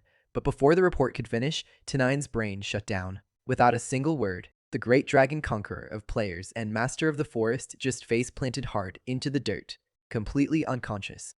The main character Aura had officially left the building. The Toy Na tribe stood there in total shock, watching their invincible leader pull a sudden, controlled fall into the dirt. Anna went into full-blown crisis mode. Great Dragon, what's wrong? Speak to me. The system flickered in the background, showing his points had jumped to a healthy 6,995, while the favorability rankings remained the same, with Evelyn still sitting at a solid 0. Is he injured? Serena asked, her voice trembling. Anna's face went white. She didn't wait for an answer. She sat down and gently hauled Tenine's massive draconic head onto her lap. What are you doing? Serena shouted. It's an elven healing method. Anna insisted, stroking his head like he was a giant, scaly golden retriever. Last time he recovered just like this. The lap pillow is a very powerful medical tool. Soon the three girls were all huddled around, petting the dragon's head in a group healing session. Barkley, meanwhile, was rubbing his chin, looking like a professor. Unconscious, no symptoms, radiating a weird aura, could it be? His eyes lit up. The legends! The dragon's ascension! The girls gasped. Anna stood up immediately. Then we shouldn't disturb him. Let him ascend in peace. At that exact moment, Tenine cracked open one eye. He wasn't ascending. He was just overwhelmed by the petting zoo happening on his face. He beckoned with a claw. Barkley, get over here. I have a secret for you. Barkley was vibrating with excitement. Is this it? The secret technique? The ultimate power? He leaned in close, ready to receive the wisdom of the ages. Back off or I'll eat you, Tenine hissed. Barkley's spine turned to ice, and his face went a lovely shade of purple. He scrambled away so fast he nearly tripped over his own tail. I just remembered, he yelled to the group. The master told me to take the kobolds and set traps around the human village. Gnolls, rabbits, harpies, follow me. We have work to do. With the subordinates cleared out, Tenine looked at a teary-eyed Anna and decided to lean into the drama. Anna, he whispered weakly, the dragon's ascension is very dangerous. I might never wake up again. He figured if he was going to be stuck in a healing lap pillow, he might as well get some extra sympathy points out of it. Anna was totally spooked, walking face first into Tenine's trap. So, you're not actually dying? She asked, her heart still racing. Tenine gave her cheek a giant scaly lick. It's just a phase, Anna, like a dragon growth spurt. We sleep, we gain forbidden knowledge, we wake up leveled up. Standard dragon stuff. Anna's face lit up with a massive smile, relieved she wasn't about to lose her favorite lizard. Tenine, feeling the exhaustion finally winning, started to drift off, for real this time. Don't worry, just wait for me, he mumbled, his head getting heavy. Anna leaned against his neck, hugging him as best she could. I'll always wait for you, she whispered. I'll be your bodyguard. While the dragon and his elf were having a cozy nap, things were getting weird over at Human Newbie Village number 6. A mysterious troop of soldiers marched into town looking way too serious for a starting zone. Their leader rode straight to a house where some very mushy noises were coming from inside. Inside, a pink-haired girl named Melinda was busy ignoring the real world. She was staring at her system screen, blowing virtual kisses like a pro streamer. Thanks for the invasion points. Brother Thunder Battle, you're the best. Ma, love you. Suddenly, a Priority 1 notification blocked her screen. Do not delete. You are the only one, Temwez. The ancient dragon is in a deep sleep in Silvermoon Forest. Go kill it now. Melinda scrolled past the message and frowned. Ugh, why is there spam in this game? First the pop-up ads, now fake dragon quests. Delete. She went right back to blowing kisses, completely unaware that she had just swiped left on the biggest boss fight in the world. Right as Melinda was hitting the delete button on history, the door to her house swung open. In stepped the leader of a literal royal army. We are the king's troops, he announced, looking very official and very expensive. We're here to turn that black dragon into a rug. We need a place to sleep. Melinda's jaw hit the floor, and her system went into overdrive with a massive choice. Option A, kill the leader, steal his quest, and get rich. Option B, help the leader and take a cut of the points. Option C, go back to blowing kisses and ignore the whole thing. Melinda did the math. Wait, that spam message was real? She hopped out of bed and switched into professional village chief mode. Honorable sir, welcome. My village is your village. Please, make yourself at home. Meanwhile, in a very quiet, very long hallway somewhere else, Great Knight Blythe was busy doing what he does best, staring at himself in a mirror. Man, these abs are a work of art, he whispered to his own reflection. It's a crime there isn't a beautiful lady here to witness this greatness. Ask and you shall receive. But maybe not like this. Melinda, who apparently has the teleportation skills of a pro, suddenly burst through the door wearing a thin nightgown and looking like she just escaped a horror movie. Night brother, save me, she wailed. Blythe had jumped, nearly pulling a muscle trying to hide his shirtless self. Miss Melinda? I thought you were studying magic with Master Men. Melinda rushed over, planting her hands right on his perfect chest. Blades turned a shade of red that rivaled a fire dragon. Master Men, he's a creep, she cried, turning on the waterworks. He was touching me. He tried to kill me because I said no. Blythe's eyes widened. That old man? He's got no shame. Assaulting a lady like you? Melinda looked up at him with those big, vulnerable eyes, secretly toggling her enchantment magic to 100%. You're the only one who can protect me, Night Brother, she whispered. Poor Blythe didn't stand a chance. He was now officially signed up for a rescue mission that was definitely going to lead him straight into Tenine's cave. Poor Blythe was gone. His brain had officially been replaced by a giant throbbing cartoon heart. Don't you worry, he declared, puffing out his chest. You're my woman now. I'll make that old creep pay for even looking at you. Stay here. I'm going on a murder spree for love. Meanwhile, Master Men was just chilling in another room, enjoying a nice, quiet cup of tea. Kumoom! The door flew off its hinges as Blathy kicked it in, sending tea flying everywhere. Blathy, what is wrong with you? Men shouted, clutching his soggy robes. Blathy stood there like a vengeful and very shirtless god, sword in hand. You old pervert! Harassing women is a death sentence in Andreas. Men blinked, totally lost. Harassing? What? What kind of fan fiction are you living in? I was literally just sitting here. Blythe didn't care about logic. He had enchantment magic clouding his vision. He charged forward and delivered a Spartan kick straight to Men's chest. The old mage hit the wall like a sack of potatoes. You know exactly what you did, Blythe snarled. Men, now thoroughly annoyed and sporting a bruised rib, scrambled to his feet. Fine, you want to play? Let's play. Dad's Durbolt! He raised his hands to fry the knight, but instead of a massive lightning strike, his palms just let out a pathetic little spark and a sad poof sound. Men stared at his hands. Wait, why is my mana bar empty? Why is my magic broken? Blythe sneered, closing in with his sword. Is that it? A sparkler? Prepare to meet your maker, Master.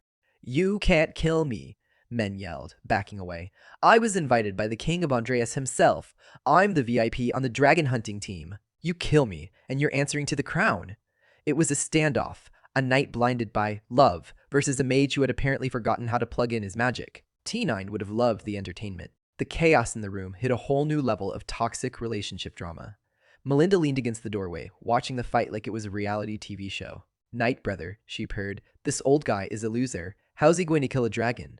Why don't you just finish him off so we can run away and spend his paycheck together? Master Men finally realized he'd been played.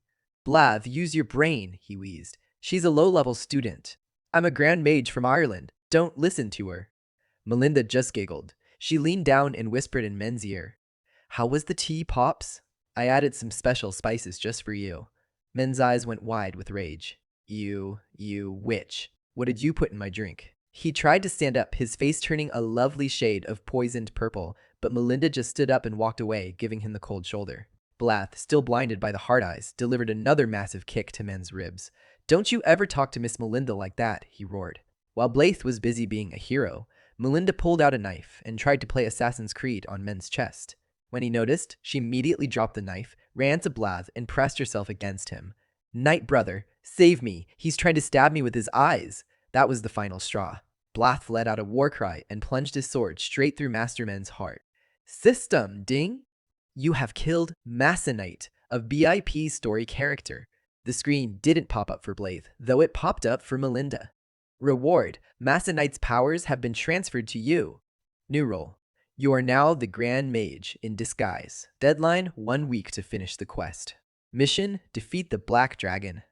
Melinda smirked. She had just inherited the power of a Grand Mage, a personal tank in shining armor, and a direct path to the leaderboard. The scene cuts away from the drama at the village to the quiet of the Silver Moon Forest. But the peace doesn't last long. Hannah's voice came screaming from the sky like a panicked siren. Master, wake up! The humans are coming, and they brought a literal army. T9 didn't just wake up, he jolted awake, but not in his cave.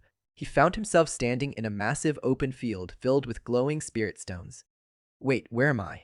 Is this the dreamscape inheritance the system mentioned? He looked up and saw a dragon that made him look like a lizard in a pet store. It was Cornell Neorid, a massive pink dragon resting peacefully. T9 stood there, feeling small for the first time in his life. Is this really my ancestor? She's huge. Cornell slowly opened one eye, looking at him with ancient wisdom. You've got the good genes, she rumbled. Your blood is pure. I'm giving you the family inheritance. Now, go live your life and kick those invaders out of our backyard. A glowing spirit stone floated between them, shimmering like a jackpot prize. T9 reached out to grab it, but Cornell cut him off. Okay, time's up. Bye. Wait, ancestor, I have questions. Like, what's the Wi-Fi password for the stream? Before he could finish, a spark shot out and zapped him right in the tail. Oh, my butt! Tinin yelled, jumping into the air. Suddenly, he was back in the real world, rubbing his singed behind. Sigh. That ancestor has a mean streak, he muttered. He thought about her warning. Invaders? She must mean the players. I didn't need a ghost dragon to tell me that. I was already planning on turning them into barbecue. He looked around the Silver Moon Forest, confused. Wait, I'm awake? But where did Anna and the girls go? And where's my cave? He glanced back at the spirit stone he'd brought back from the dream. That ancestor really was something, dragging me into a dream, zapping my butt, and then ghosting me. Tanin stood alone in the woods, newly powered up, but realizing his nap might have lasted a lot longer than he intended. The human army was close, and he had a kingdom to defend. Tenini didn't even have time to complain about his ancestor's lack of an instruction manual before he touched the glowing spirit stone. The crystal shattered into a million glittering pieces, and 100 years of dragon history hit his brain like a freight train. The system started chanting his new loadout, Dragon Tongue Magic. Lassinier, the secret snitch, a low murmur that reveals everyone's location. You can't hide, even if you're wearing a cardboard box. Zerakalzor, the hype roar, a shout that turns his followers into super soldiers with zero side effects. Zunai, the Magneto move, a command that literally melts the enemy's weapons and armor. T9 was feeling pretty good about his new dictionary of doom until a rope suddenly lashed across his back. He spun around and saw Anna, but she wasn't wearing her usual gear. She was dressed very differently. Let's just say it was enough to make T9's dragon scales turn a bright shade of carry red. Anna? He stammered, his brain short-circuiting. Why are you wearing that? Anna stepped into his personal space with a mischievous smirk. I'm here to help you practice your dragon tongue magic, Brother Tanina. Do you like it? Tanini was officially a goner. Of course I like it, he blurted out, before realizing he should probably act cooler. In his head, he was already imagining a much more relaxed version of this training. He was picturing Anna looking charming and helpless, whispering for him to be gentle. He let out a little dark chuckle, feeling like he was in control. Then, the vibe shifted. Anna's smile didn't go away, but her eyes went cold. With a flick of her wrist, 100 glowing swords materialized in the air, circling them like hungry sharks. Training begins now, she said sweetly. T9's mischievous thoughts evaporated. Wait, Anna, hold on. This is not the kind of practice I was thinking of. I'm not ready. He looked at the sky, desperate for a way out. System, get me out of here, save me. The system was dead silent. T9 realized with a sinking heart that either the system was trolling him, or he was still trapped in a dream where Anna was way more terrifying than any human army. While Tanin was busy having a training nightmare involving 100 floating swords and a very scary version of Anna, the real world was falling apart. In the actual dragon cave, the real Anna was standing over Tanin's sleeping body, looking nothing like the seductive dream version and everything like a desperate general. Most of the army was gone, the Knoll leader, and the heavy hitters were out on patrol. Only Hannah and the cockatrices remained. Even the fire rabbits had been gone for hours. Anna took a deep breath, trying to channel her inner dragon. If I were Lord Dragon, what would I do? She went silent for a moment, then her eyes sharpened. Hannah! Send 2 harpies to find the Knoll leader and the Grey Wolf. Tell them the cave is about to be under siege. We need reinforcements now. She didn't stop there. Notify Chicken Bro to get the fire rabbits to the fire tower immediately. And you, she pointed to the cockatrices, don't fight them in the open. Hide in the trees. Use hit-and-run tactics. Harass them, annoy them, then vanish. Do not let them reach this cave. The remaining monsters stared at her, impressed. Anna is amazing, they whispered. This time, we protect the Lord Dragon. Meanwhile, out on the forest path, the human army was having a miserable time. Smack! Melinda, the pink-haired girl in the stolen Grand Mage body, struck a player across the face just to vent her frustration. "Another ambush!" she screamed. Above them, a massive green snake hissed, ready to drop. "Watch your heads," a blonde-haired guy yelled, ducking as a monster lunged. "These things always go for the head. Why can't they just go for the butt for once?" Melinda didn't care about the grunts. She felt the surging power of Masonite flowing through her veins. Her speed was incredible, and her magic felt bottomless. "If I can just reach that cave and kill the dragon while he's napping," she thought with a dark smirk, "this power stays mine forever. I'm not just a player anymore. I'm a god." She looked toward the cave, unaware that a very worried elf had just turned a bunch of monsters into a guerrilla warfare unit specifically to stop her. Melinda stood before a wall of roaring flames, her eyes reflecting the orange glow with a truly villainous spark. The blonde knight, Blythe, was practically wagging his tail. "My love, I had no idea your magic had become so divine." Melinda tossed her purple hair, basking in the stolen power of the Grand Mage. "Don't just stand there drooling," she commanded. "Burn down the trees. If we turn this forest into a charcoal pit, the monsters won't have anywhere to hide, and we can march straight to that dragon's front door."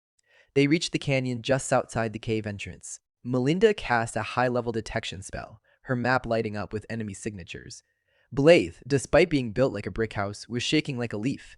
"Babe, I'm worried. It's dangerous." "Let me stand in front and shield your beautiful face." Useless trash, Melinda thought, her lip curling in a hidden sneer. "These monsters are better organized than I thought. They've even got artillery. If my army gets wiped out by a bunch of fire-breathing rabbits, I'll never get that dragon kill." But aloud, she gave him her best damsel in distress smile. "Thank you, big brother knight. I feel so much safer with you covering me." Then, using his shoulder as a literal stepping stone, she launched herself into the air. Mid-flight, she raised her staff, her voice booming with Masonite's stolen authority.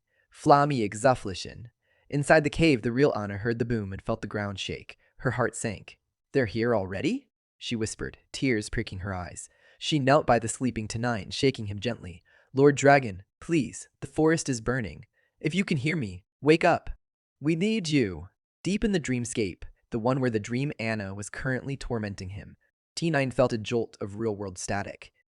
Wait, was that the real Anna? Is she crying? Panicked, he tried to flex his new powers. "Zune!" he roared. A wave of disarmament magic rippled through the dream, shattering the floating swords. Dream Anna clapped her hands, looking delighted. "T9, you're amazing. You mastered the disarm spell already. Keep going, we have 10 more levels to go." T9 looked around desperately, his face pale. "I need to go. My people are in trouble. Do you know how to wake me up?" Dream Anna just beamed at him, her smile turning a little too wide, a little too perfect. "But you promised, remember? You're not allowed to leave until the training is finished. And we've only just started the warm-up." T9 had finally reached his limit with the Dream Anna and her infinite supply of floating swords. He wasn't falling for the seductive yet terrifying act anymore. "Stop pretending," he roared, his voice cracking the dreamscape. "Who the hell wants to do your stupid training? My friends are in trouble. I'm out of here." He tried to vanish, but the dream version of Anna was faster than his subconscious. She caught his tail with a grip like iron. "If you want to leave, fine," she said, her voice dropping an octave into something ancient and cold. "But you have to beat me first." System points, 6,995. Anna's affection, 300. Serena's affection, 100. While T9 was fighting a psychological war in his own head, the real world was getting ugly. Melinda and her army of newbies had finally breached the inner sanctum. They stormed into the dragon's cave, weapons drawn, hearts pounding with greed. Melinda, the purple-haired Grand Mage imposter, looked around the cavern. "Strange," she muttered. "We've basically knocked on the front door, so why hasn't that lizard come out to greet us? Don't tell me he took his treasure and bailed." Then she saw him. Tenina's massive form was curled up in the center of the cave. Even as a young dragon, he looked imposing, but Melinda's stolen appraisal spell gave her the truth. Target Black Dragon. Status Deep Slumber. Class advancement in progress. "Jackpot!" Melinda cackled. "The heavens are literally handing me this kill on a silver platter." "He's totally defenseless." She raised her staff to deliver the killing blow when, wham! A high-pressure jet of water slammed into her side, nearly knocking her off her feet. "Who dared ambush me?" Melinda shrieked, her regal composure crumbling. Standing between the army and the sleeping dragon was Anna. She wasn't blushing or shy anymore. She looked like a forest goddess, ready for war. Get out of the dragon's chamber, Anna growled, her eyes glowing with newfound magic. The players froze, their jaws dropping. A woman? In the dragon's lair? And wait, is she an elf? Look at those stats. Melinda recovered, smoothing her hair with a sneer. Aw, you're adorable, little elf. But do you really think you can stop a grand mage with a tiny water spear and some basic clairvoyance? You're outmatched. Suddenly, Serena and the Harpy squad stepped out from the shadows, flanking Anna. She's not alone, Serena shouted, her hand on her weapon. She has us. Melinda let out a mocking, high-pitched laugh. A bunch of nobodies and a few overgrown chickens trying to stop me? This isn't a battle. It's throwing eggs at a rock. How pitiful. Melinda didn't waste any time playing fair. She flicked her staff and a wave of paralyzing magic rippled through the air, freezing Serena and several harpies mid-step. They collapsed like statues, unable to move a muscle. Surround the dragon, Melinda barked at the players, a cruel smirk playing on her lips. Don't let that elf twitch a finger. And once I've taken the dragon's soul, well, you boys can do whatever you want with the girls. The subordinates let out a chorus of wicked cheers, their eyes filled with greed and malice. Anna fell to her knees beside Tenine's snout, her voice trembling. Lord Dragon, I'm so sorry. I'm not strong enough to protect you. Meanwhile, inside the dreamscape of doom, Tanine was bored out of his mind. He was literally sitting on the ground drawing circles in the dirt with his claw. Are we done with the dramatic poses yet? Can you just tell me how to wake up? Dream Anna sniffled, her bottom lip quivering. Please don't yell at me. That hurts my feelings. But the inheritance training isn't finished. If you force your way out now, you'll get magical backlash. Your mana will go haywire. Are you really sure you want to risk it? I'm positive. Just get me out of here before I start eating the scenery, Tenine snapped. Dream Anna beckoned him closer with a curled finger, a shy smile on her face. Wait, Tenine thought, leaning in cautiously. Is this that part in the fairy tales? Do I have to kiss the princess to wake up? This is a bit cliché, but I guess it beats being poked with swords. Whack! Reality was a cold, hard slap to the face. Dream Anna didn't deliver a kiss. She delivered a right hook that would have knocked a tooth out of a mammoth. Osh! What the— 10! Tenine roared in his subconscious, clutching his jaw. What kind of messed up wake-up call is physical domestic violence? Seriously? Back in the real world, the air in the cave was thick with the smell of ozone and Melinda's triumphant laughter. But then, a panicked scream echoed from the cave entrance, cutting through the noise. Captain! The Golden Troops! The King's elite army just broke through the outer perimeter! They're storming the cave! Melinda's face paled. She had stolen the power, but she hadn't accounted for the real heavy hitters arriving early. Crap, she hissed, looking at the sleeping dragon. We're screwed if they get the kill first. The physical slap in the dreamscape did the trick. Tenine's eyes snapped open in the real world, glowing with a lethal, draconic fury. Anna collapsed against his scales, tears of relief streaming down her face. Lord Dragon, you're finally awake. I'm so sorry. I couldn't hold them back. I failed to protect your home. Tenine nudged her gently with his snout, his voice a low, comforting rumble. You did more than enough, Anna. I'm proud of you. Leave the rest to me. Serena and the other girls scrambled toward him, their faces a mix of exhaustion and excitement. T9, you're back. They were so mean while you were sleeping. They bullied us. The green-haired girl pointed a trembling finger at Melinda. Especially that wicked woman. She zapped us with lightning and ruined our clothes. Tenine's gaze locked onto the purple-haired girl. He could smell the stolen mana radiating off her. A Grand Mage class player, this early in the game? Melinda was shaking, her staff wobbling in her hand. No way! The notification said you'd be under for a week. How are you awake already? She cursed the spam message under her breath, realizing she'd been played by her own greed. Tenine narrowed his eyes. How did she know about my evolution cycle? But he didn't have time for a debrief. The players were already bickering among themselves, swords clashing as they panicked. You lowly reptiles, Tenine snarled, his voice vibrating the very foundations of the cave. How dare you set foot in my domain while I sleep? He lunged. Run! He's gone berserk, the players screamed. Tenine didn't just attack, he dominated. One massive stomp turned a cluster of greedy heroes into a collection of respawn timers. Blath, the blonde knight, grabbed Melinda's hand in a panic. Babe, we gotta go. The dragon is awake and he looks pissed. We don't stand a chance. Melinda violently shook him off, her eyes wild with a desperate ambition. Run? Are you kidding? This is the best part. If I land the killing blow now, I keep the power forever. Even if I die, I just respawn. But in the shadows, a black-haired girl, one of the newbies Melinda had brought along, was staring at the blonde knight and the purple-haired girl with pure, unadulterated hatred. She gritted her teeth, her knuckles white on her dagger. It's them. That's the bastard and the witch who sold me to the bandits. Forget the dragon. I'm getting my revenge first. The cave was no longer a raid. It was a three-way bloodbath, and Tenine was just getting warmed up. The purple-haired girl, Melinda, went into a total casting frenzy. She slammed an ice prison toward Tenine, hoping to flash freeze him. Watch out, Anna screamed, but Tenine didn't even blink. He moved with a speed that defied his size, appearing right in Melinda's face like a living nightmare. Flame wall! Fire dragon spiral! She shrieked, dumping her entire mana bar into a barrage of fire. The cave lit up like a supernova, but when the smoke cleared, Tenine was standing there looking bored. Not a single scale was charred. Why? She wailed, clutching her head. I hit you with everything! How is your magic resistance this high after just one evolution? This isn't fair. In a final desperate move, she cast Barrier of the Screaming Lake, huddling behind a shimmering blue shield as tears of frustration ran down her face. I worked so hard for this power. Why can't I win? Tenine leaned in, his glowing eyes reflecting off her useless barrier. You touched my reverse scale, he rumbled, his voice vibrating in her chest. I'm going to make you wish the game over screen was real. Melinda's mind raced. Fine. If I can't win, I'll just force a log out or let a monster kill me, so I can respawn and try again later. But Tenine saw the look in her eyes. Zunai! He unleashed his new disarm magic. Melinda's staff shattered. Her high-level armor dissolved into pixels, and her connection to the log out button felt like it was being jammed.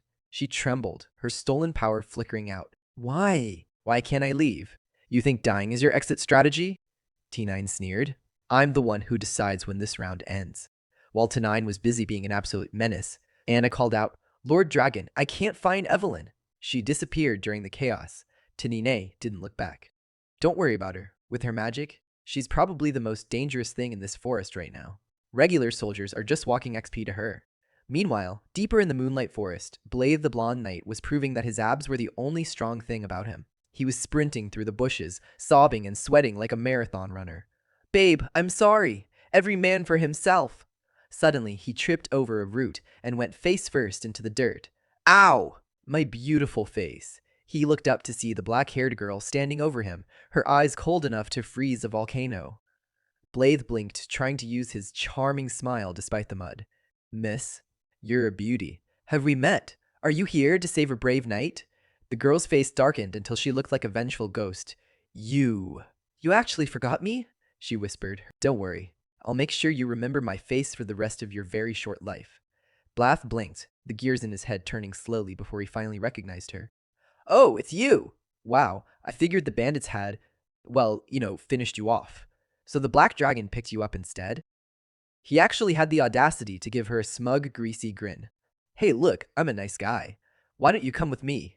I won't hold your situation against you. The black-haired girl's face twisted into something truly demonic. She curled her finger, beckoning him with a whisper.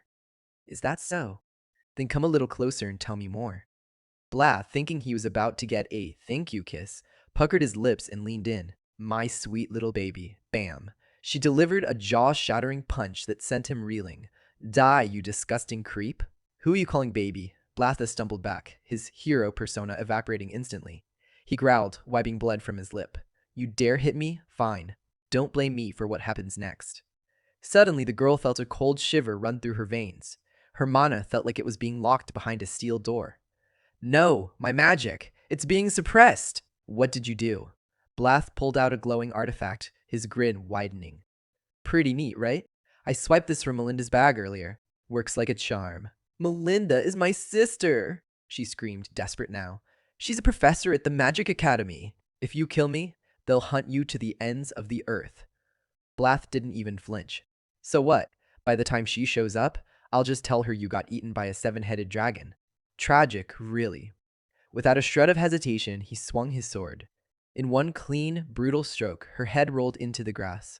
Back at the cave, the scene was much more satisfying. T9 watched the brave adventurers who had been talking big just minutes ago. Now, they were scrambling over each other like cockroaches when the lights come on. You think this is a revolving door? T9 roared. You come into my house, you pay the toll. He cast Battle Fatigue Pulse, making their legs feel like lead, and followed it up with a massive Dispel armament. In a flash of magical energy, every single invader was stripped of their weapons, their armor, and to their absolute horror, their clothes. Anna's eyes lit up as she saw the monster reinforcements appearing on the horizon.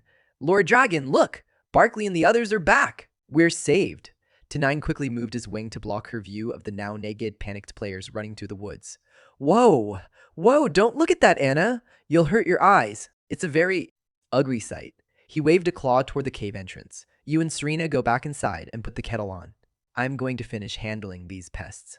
The two werewolves hit the dirt, trembling so hard their fur was standing on end. Master, we arrived too late to defend the cave. We are scum. We deserve death. Tenine shook his head, his eyes cold. Forget it. This mess was a trap from the start. It's not on you. One of the werewolves looked up, his eyes watering. But Master, when we were scouting the perimeter, we found this guy, and we found Evelyn. He gestured behind him to the lifeless body of the black-haired girl. Tenine's aura didn't just flare. It exploded. The air in the forest grew heavy enough to crush bone. He turned his terrifying gaze onto Blaze, who was currently trying to blend into a tree. You killed her. No, no, no, Blast stammered, his knees knocking together. She fell. My sword just happened to be there. Look, if you let me go, I'll give you everything. A secret. A massive, game-changing secret. Blat started spilling the beans faster than a broken bag of rice. He ratted out Melinda, explaining how she'd seduced him, murdered the Grand Mage Massenet to steal his power, and was currently the Queen Bee of Newbie Village number 6. Right now, there are over 50,000 players gathering there, he squealed. They're all waiting for the signal to march here and turn you into a loot drop. That's the secret. Are you satisfied? Are we cool? Tenine went silent, his mind processing the scale of the threat. Newbie Village number 6, huh? Sounds like a target-rich environment. He looked down at the pathetic knight. Not a bad secret, he rumbled calmly. Blaze let out a breath of pure relief. Oh, thank the gods. Then, I can go? I'm free? Of course you may, Tenine replied. The werewolves looked at each other, horrified. Master? You're really letting this trash walk away after what he did to Evelyn?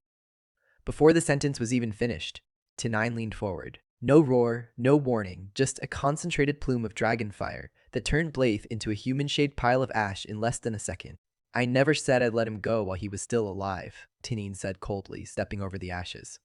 The werewolf stared in absolute awe, as expected of the master. So deep, so ruthless. We understand now. Tenine looked toward Evelyn's body. He hadn't known her long, and they weren't exactly friends, but no one touched his people and lived to brag about it. Consider the debt settled, he thought. The system chimed in, sounding more upbeat than usual. System notification. Host has fulfilled an NPC's dying wish. Blessing. Granted. Reward unlocked. Teleportation. Magic circle. Total battle earnings. 6,000 system points. Tenine stared at the screen. 6 million points. He was no longer just a dragon in a cave. He was the richest, most dangerous boss on the map. And he now had a way to drop in on Newbie Village number 6 for a little surprise visit.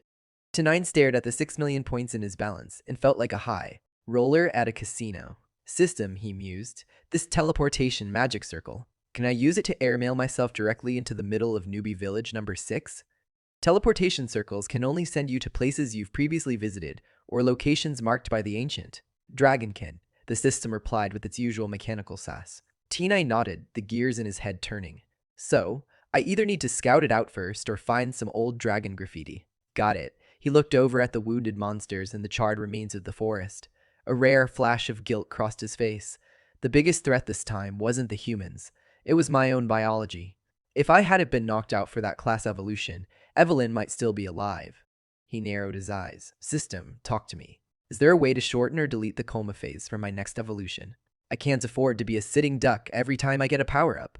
The system's store menu popped up with a list of skip sleep options. Reduce sleep slightly, 5,000 points. Halve sleep time, 10,000 points. Greatly reduce sleep time, 20,000 points. Completely eliminate sleep and the inheritance, 100,000 points. Tenine growled, his tail lashing the ground. So it's a scam. If I want the ancient dragon knowledge, I have to nap. If I want to stay awake, I stay stupid. Great. Suddenly, a vivid image of Dream Anna, the one in the seductive outfit with the scary floating swords, flashed through his mind. He felt his scales heat up again. System. Why did someone else appear in my dreamscape during the inheritance? And why was it her? Normally, outsiders are blocked from the inheritance sequence, the system explained. However, in rare cases, a companion soul may be generated. A companion soul? Tenine raised an eyebrow. Sounds fancy. Correct. A companion's soul is formed based entirely on the dreamer's deepest preferences and subconscious desires. Its official purpose is to act as a catalyst for magical evolution. However, the system paused for a second. Depending on the host's willpower, the soul may attempt to seduce, distract, or mislead the dreamer. It is essentially a mirror of what you want most or what you fear most. Tenine froze. Based on my preferences, he thought back to the dream version of Anna. So my subconscious wants a girl who looks like a model but acts like a drill sergeant. System, Tenine whispered, feeling a bit exposed. We are never ever talking about the preferences part of this conversation again. Tenine's smug grin was so wide it almost split his snout. He was feeling pretty good about what the companion's soul implied about his preferences, until he realized the werewolves were staring at him like he'd lost his mind. Master? You're making a very weird face, one of the werewolves noted cautiously. Tenine cleared his throat, snapping back into intimidating dragon mode. Nothing, just thinking about tactical advantages. Now, what's the situation? A few humans have surrendered, Master. Should we just turn them into snacks? Tenine looked over the wreckage of the battlefield. Kill the soldiers who fought. As for the ones who surrendered specifically, the purple-haired one, lock them up. Keep a close watch on her. She's my ticket to the Magic Academy's secrets, and she's going to wait right there until I'm ready for her. Yes, Master. But aren't you coming back to the cave to celebrate? Not yet, Tenine said, his voice dropping an octave. Today is the 7-day deadline. I'm going to build a crematorium myself. I, Tenine, always repay my debts, whether they're gold or blood. I don't forget.